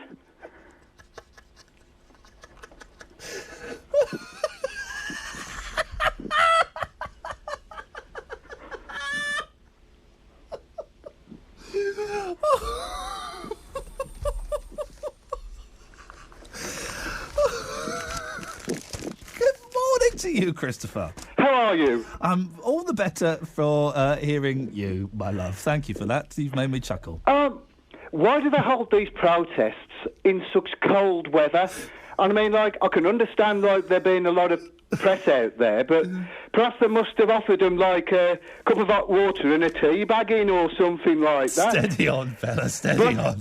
But I'll tell you what, why hold it in London? I mean, like, if we are talking about the porn word, wouldn't it have been better held in Milford Haven? Is that the home of pornography? Just think about the words and just think about the punchline. However, I want to talk about something really serious. I like this bit. I liked it when you leant backwards, shouted one photographer, snapping feverishly. Lady S, by the way, we just lost a caller, I think got bored of this nonsense. Lady S, resplendent in leopard print leggings and a red fur-trimmed jacket, whipped her leg around into a position colloquially known as reverse cowgirl. Yes, Chris? It's a bit like reverse parking, I suppose, only without the car.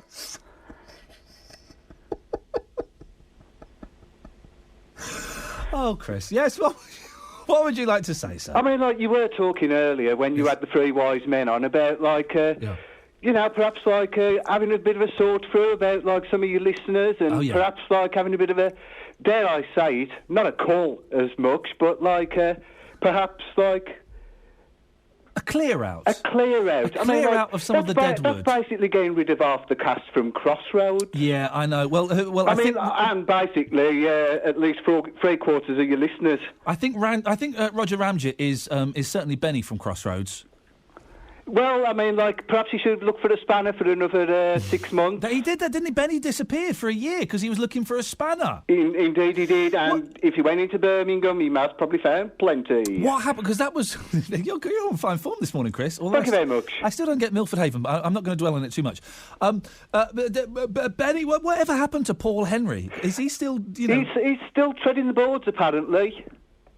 Still treading the boards. Oh, good for him. Well, isn't that, you know, we all need a little bit of Benny in our life. Because, you know, when we was talking about this global superpower in Birmingham and the Black Country, if we was going to merge... Yes. Oh, yeah. And, like, what we need is a referendum. Yeah.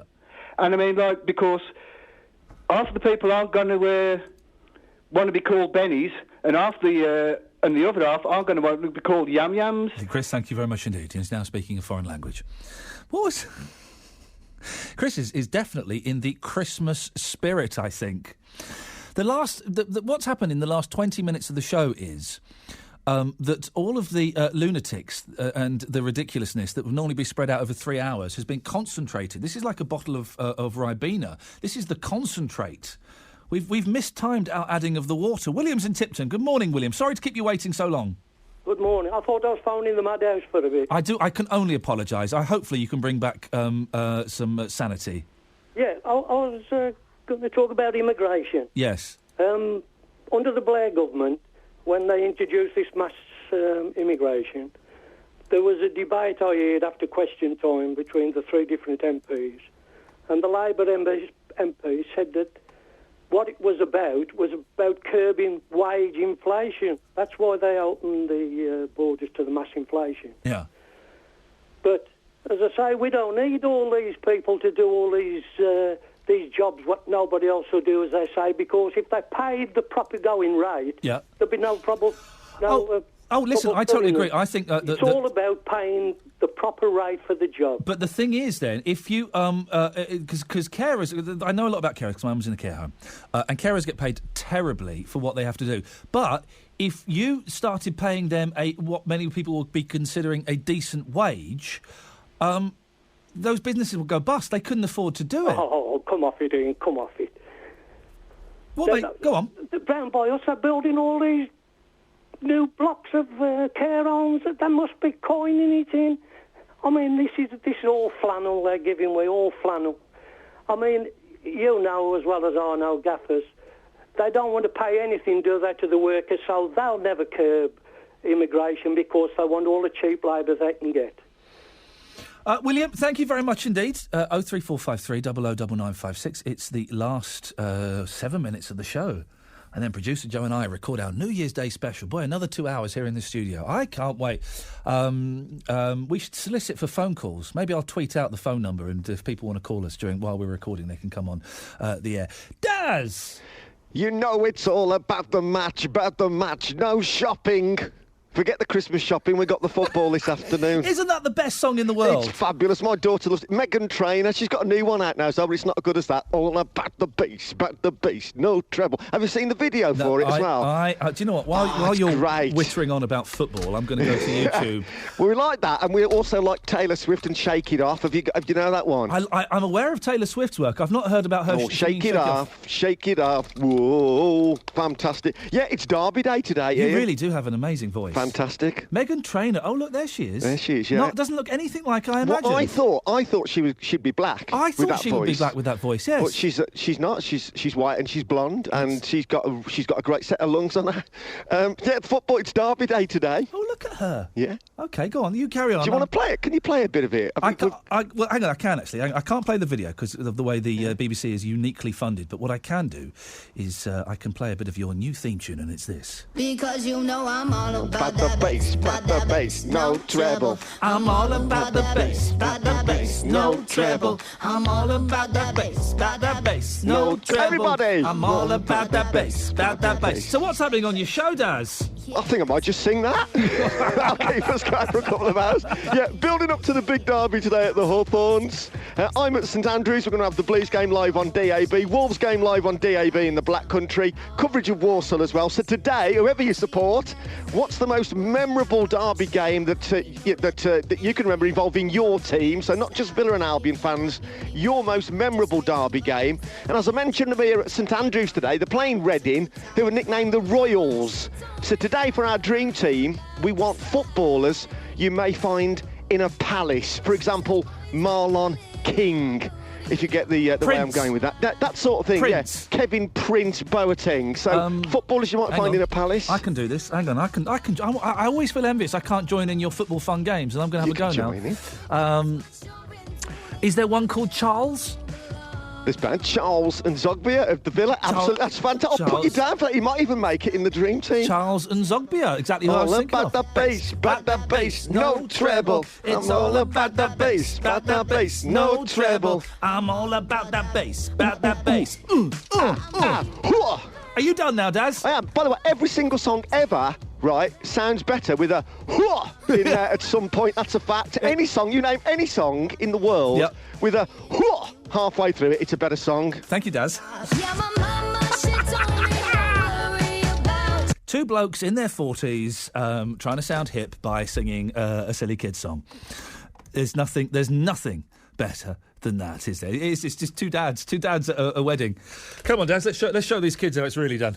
Out of the way, kids. This is how we used to do it back in our day. Because it's all about the bass.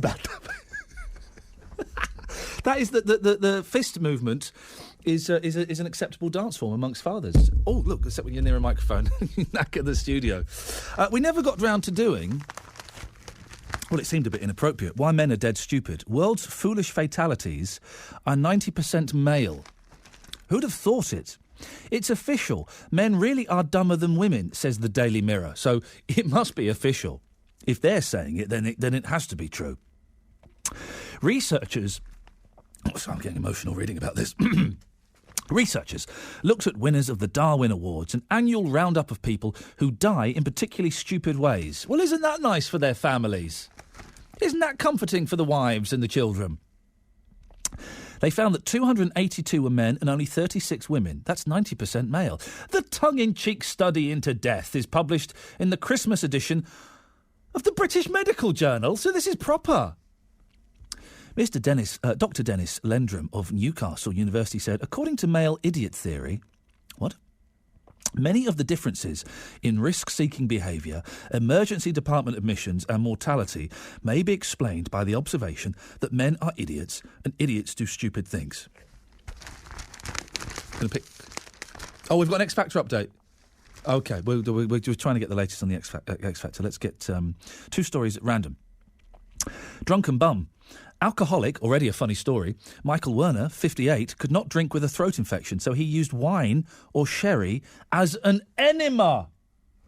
enema of the state. But he died after wife Tammy Jean emptied 2 1.5-litre bottles of sherry into his body in Houston, Texas.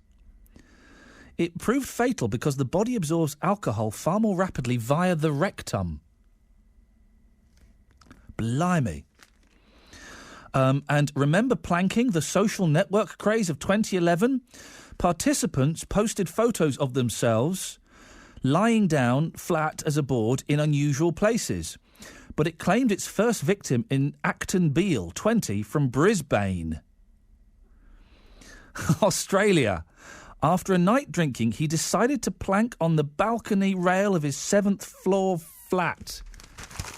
He promptly fell to his death. OK, we've been following the breaking story all morning, and we've got a little update. This is from the X Factor. And I'm sure Nicole will probably be covering this in her bulletin, but I just feel I should just get in there first. Unfortunately, Mel B is still unwell, and following doctor's advice, she will not be taking part in Saturday's show. Don't worry, the show will be going on this evening, and Talisa will join the panel as a guest judge. So Mel B will not be on the X Factor this evening. Talisa will be. Thank you very much for all of your calls today. It was a weird show, wasn't it? It was a weird show. Thank you to Desmond for saving my soul. Well, producer Joe and I are going to stay around and record our New Year's Day special. Oh! I tell you what, give us a call from about 12:30 onwards. Give us a call and you could be part of a pre-recorded phone-in show. Who'd have thought such a thing? That's it from us. I'll be back next Friday at 2. Daz is coming up next. Ta-ta.